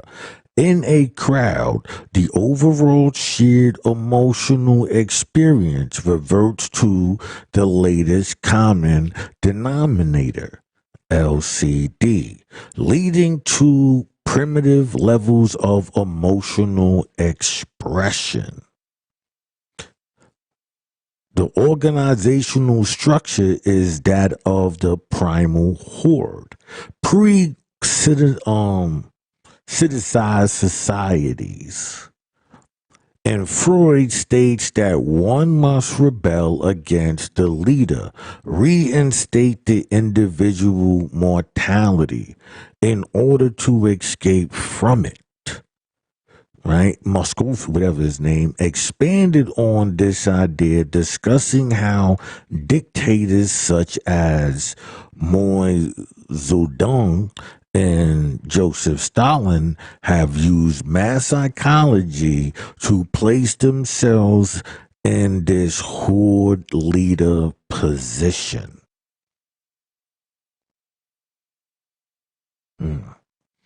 Pay attention, right? You there?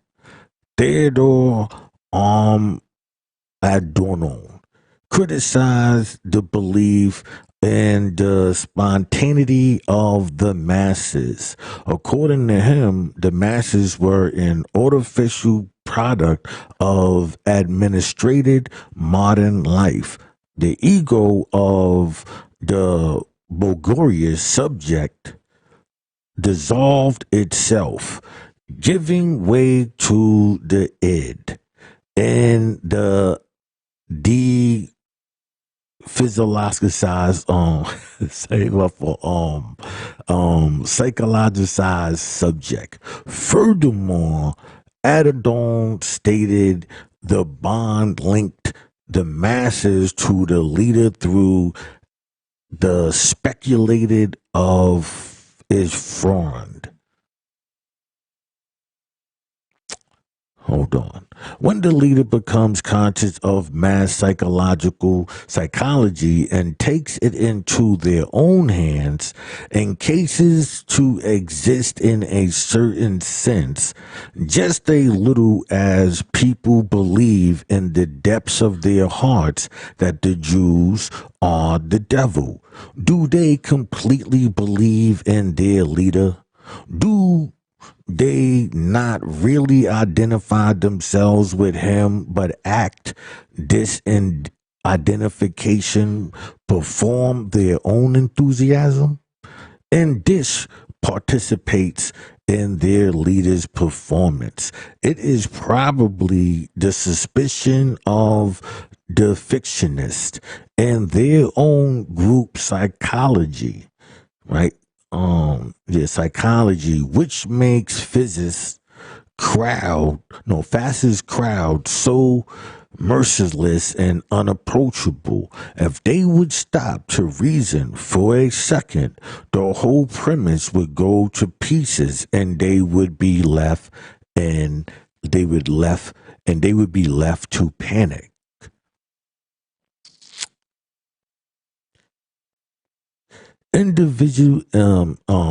De-individualization theory, right? Theory is largely based on the idea of Le Bon and argues that the typical crowd situation factors such as anonymity, group unity, and arousal can weaken personal controls, right? Guilt, shame, self-elevating behavior by distancing people from their personal identities and reducing their concerns for social elevation. This lack of resistance increases individual sensitivity to the environment and lessens rational forethought, which can lead to antisocial behaviors. More recent theories have stated that the institutionalized hinges upon a person being unable, due to situations, to have strong awareness of their self in an object of attention. This lack of attention frees the individual from the necessity of normal social behavior.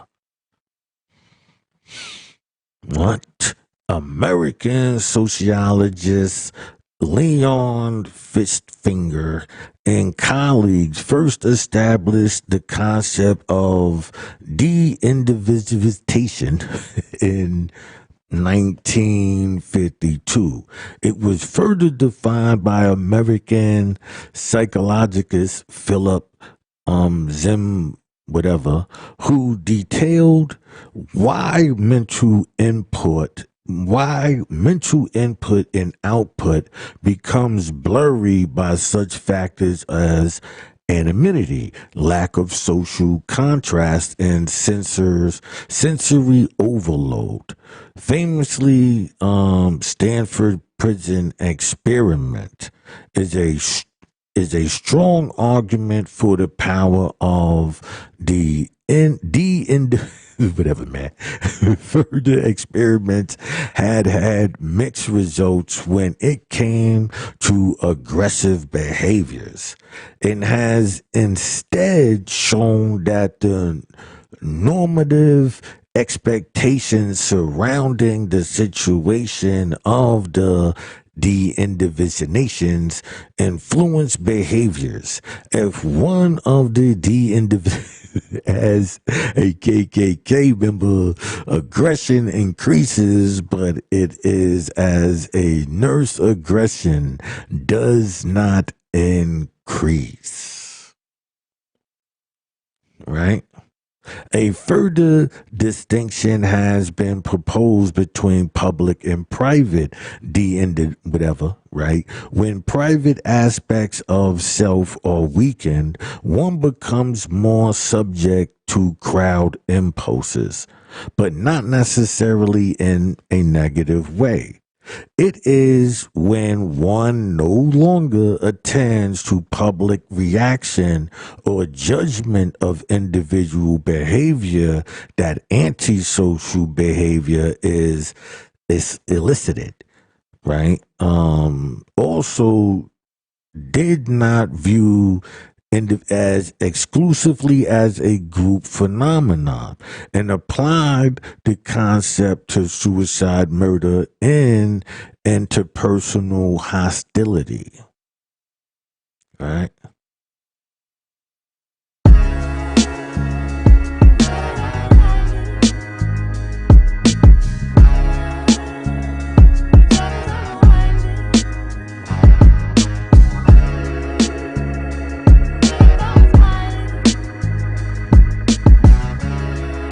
Convergence theory.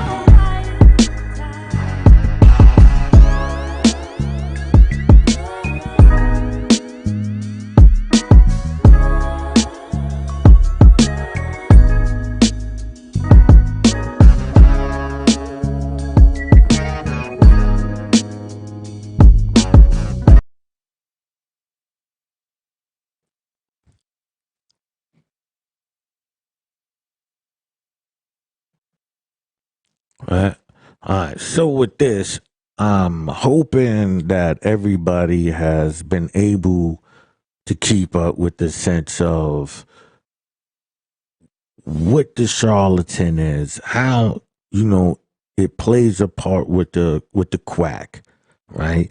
And how excuse me, and how this study, right, of manipulation has given a group of people this upper hand with constantly using things against you. They showing you even through, I'm gonna pull up that article when they was talking about the Stanford prison experiment, right? We're gonna look into that. And there was something else I wanted to dive deeper into. I'm gonna go back and look for it. But anyway, when we look at this, when we take this into consideration, what is on the table? We have a system of manipulators, right? who are manipulating the manipulator and the good guy to find out how to constantly keep a bind on you. Just like how you got the church having to pay their tithes, these mob figures and these things, they pay their tithes, but they also have a chance to clean up and swindle you with a suit and tie. If that makes sense and shit. I don't know if I was being heard or not, but if that makes sense. You know what I mean?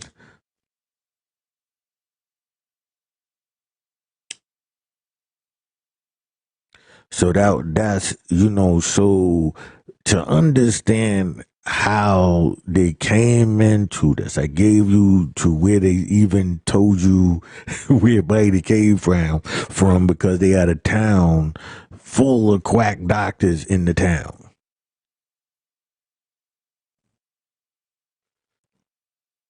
I showed you how they team up and act like they don't know each other to lead you into a certain direction.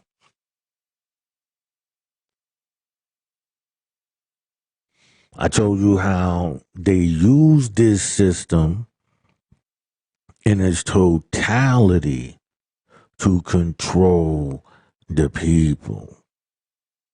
The manipulation factors and all of those things that come into play.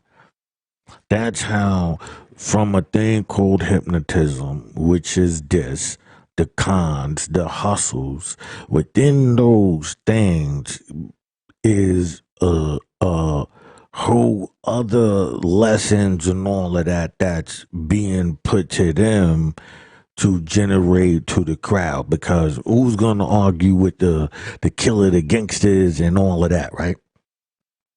So if you watching shows like Sopranos and you see the last season and they start talking the homosexuality stuff and all of that, you go, oh, remember I showed you how they use the bed backboard, the headboard, as your hypnotic focal point,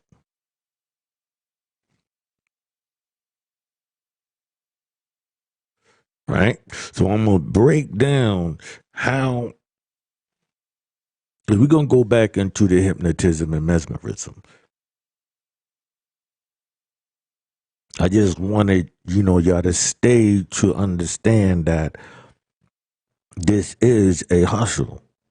They tell you, I didn't go into this, on my own. They mentioned it, and then this is what opens up when you go in there. So you understand that it's a psychological thing even there. So as we go on and you start understanding, I'ma literally lead you to the group responsible. Now, there's subgroups and all of that. We're going to break all of them down as well. But at the end, the wizard will be revealed.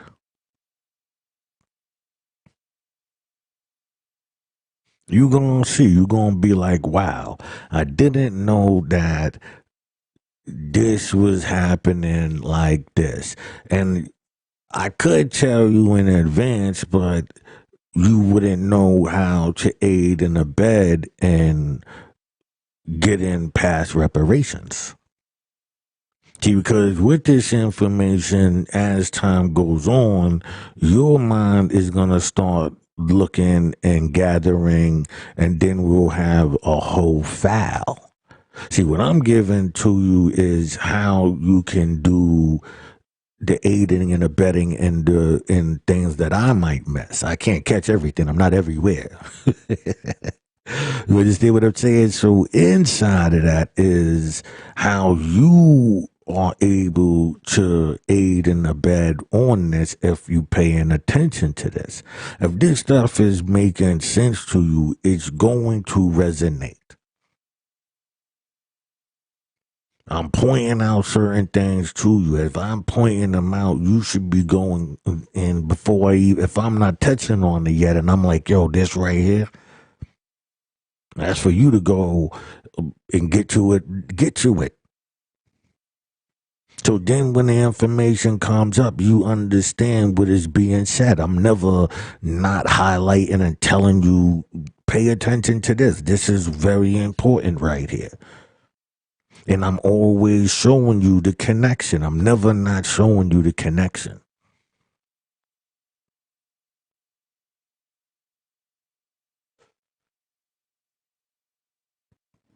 You know what I'm saying? I'm never not showing you the connection. That's one thing I'm not doing.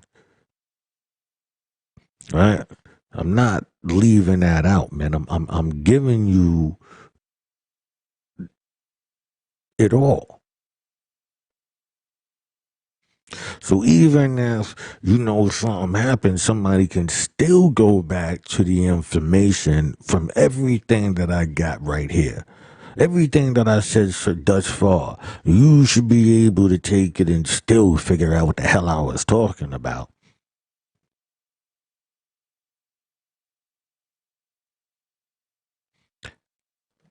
You understand what I'm saying? I'm telling you, you know, the code has been broken now. There has been people who came and argued certain things, but I don't think they're gonna take the approach and have all of the information that I've gathered, you know, through this time to say, nah, this is what it is.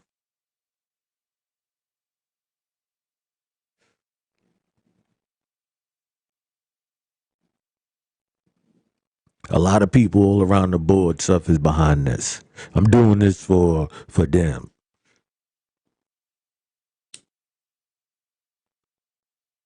You know, the lost, you know, I don't mean just the mental, I mean physically gone behind that system. This cruel, wicked system, and we find ourselves still indulging in as well. Right? I don't know if y'all can hear that, so if I could. But you understand what I'm saying? Like, if y'all not understanding the system that's being set up, just look, I'm giving you the breakdowns. Some things I'm gonna have to go in and touch up. You know what I mean? You know, just little stuff, nothing major. You know what I mean? But nonetheless, everything. One part is just to break down the tools. You know what I mean? The tools. And that's the people too. The ideas, how it's working, all of that is inside the toolbox. Right? As a matter of fact, that's what I'm gonna name that whole section. I'm gonna put that section the toolbox. You know, the devil's toolbox. This is, you know, the devil's workshop. So now, you know, we gonna see how those tools are being utilized. And that's what I'm doing now. I'm showing you how the tools are being utilized.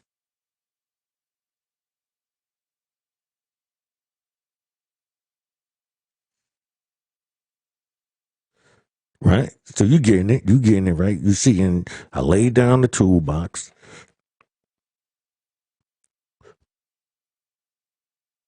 Right? So we ain't even get under the curtain yet. You know what I mean? I told you how he gets his financier, you know, to go to places like Bohemian Grove.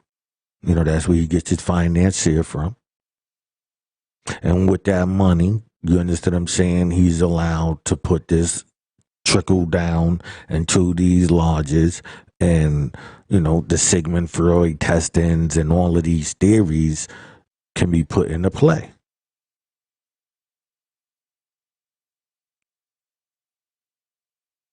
And so, like I said, hold on, let me go back to this, right? That's why I said this. By the time the fool learns the game, the players has dispersed.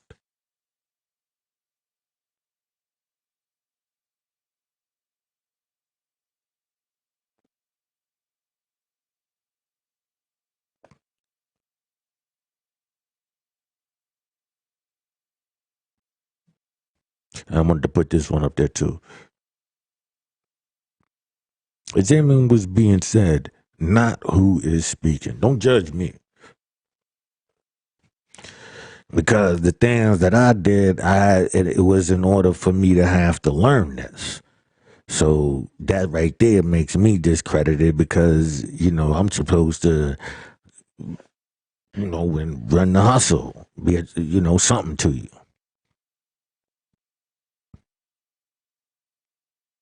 If I'm this well versed, then I should be able to jump into the con. Not with it, man. I wasn't never with it. Never that dude. You know what I mean? Just wasn't that dude. I'm sorry. So, you can use this information.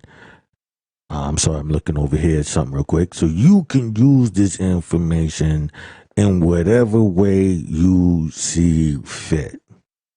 But at the end, you gonna look at, like I said, you gonna look at these Masonic groups. First, you gonna be surprised that as many times as I mentioned it, you gonna be like, wow, yeah, I see it now.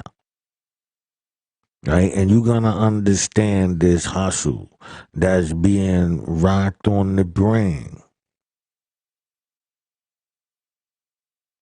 And once you see that, what are you gonna do? Because you're gonna realize that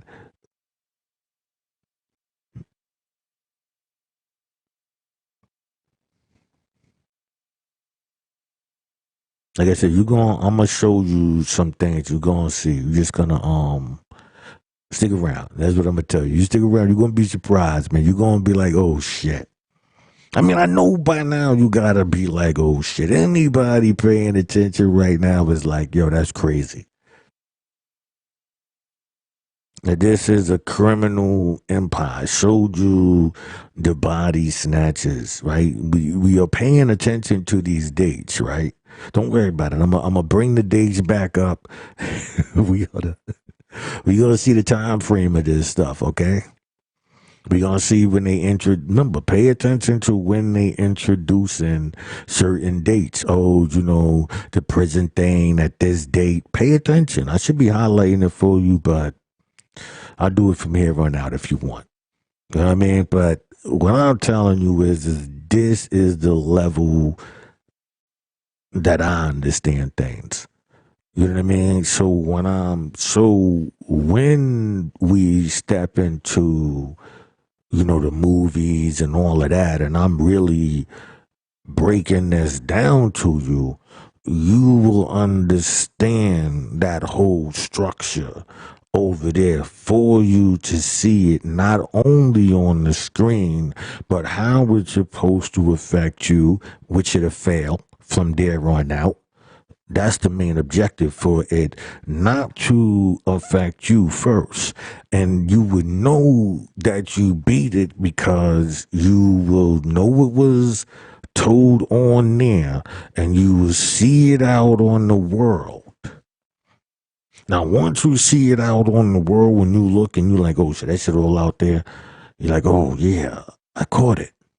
Now I see it. And so then from then you can design your way of, I got see, this part right here is what I know, right?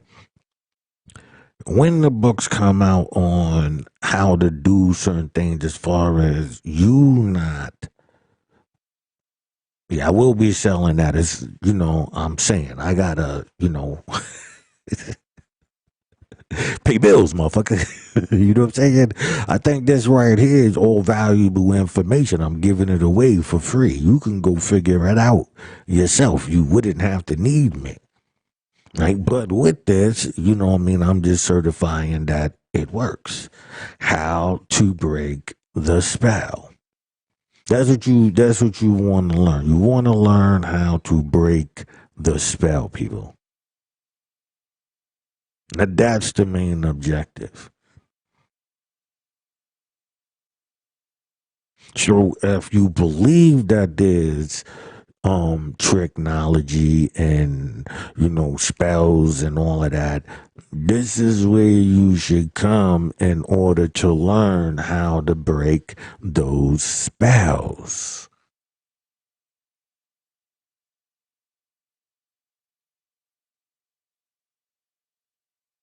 You see what I'm saying? Like me, I just, it's like I never was indoctrinated.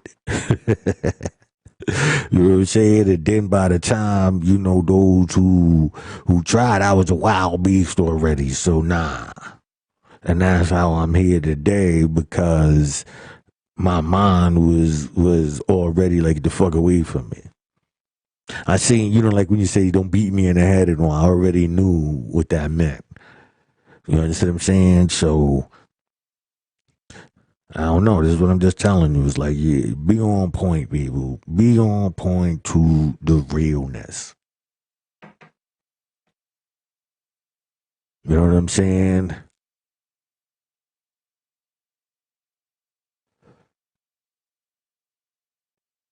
I'm thinking, should I download these shows and also put them up? But I don't want to lose the live. I ain't got really that many views. Shit. I ain't trying to lose it, this shit. You know what I mean? So, nonetheless,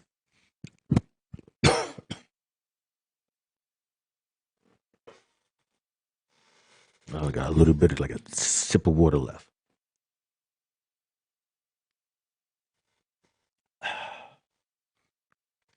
All right, all right. I'm just really chilling out, waiting for the time to go. Only got like 2 minutes left. I was thinking, what else did we cover? So basically, inside this, you understand that the charlatan is basically, the showman. When you look at the commercial and you see those people, that's the snake oil salesman. So by the time the doctor pushes it to you, his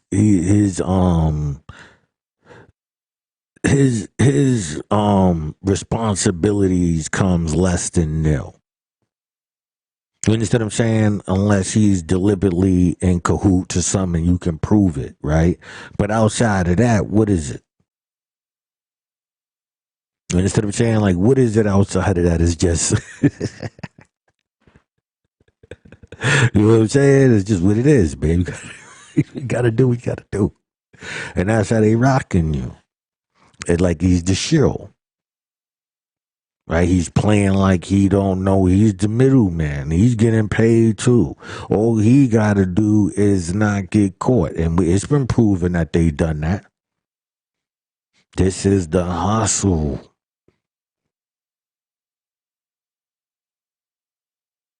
In order for you to be hip, you gotta be hip to the whole thing. You can't take little pieces and think that, okay, I got it. You see how I'm taking you into a system and bringing you back out and showing you it in a world around you.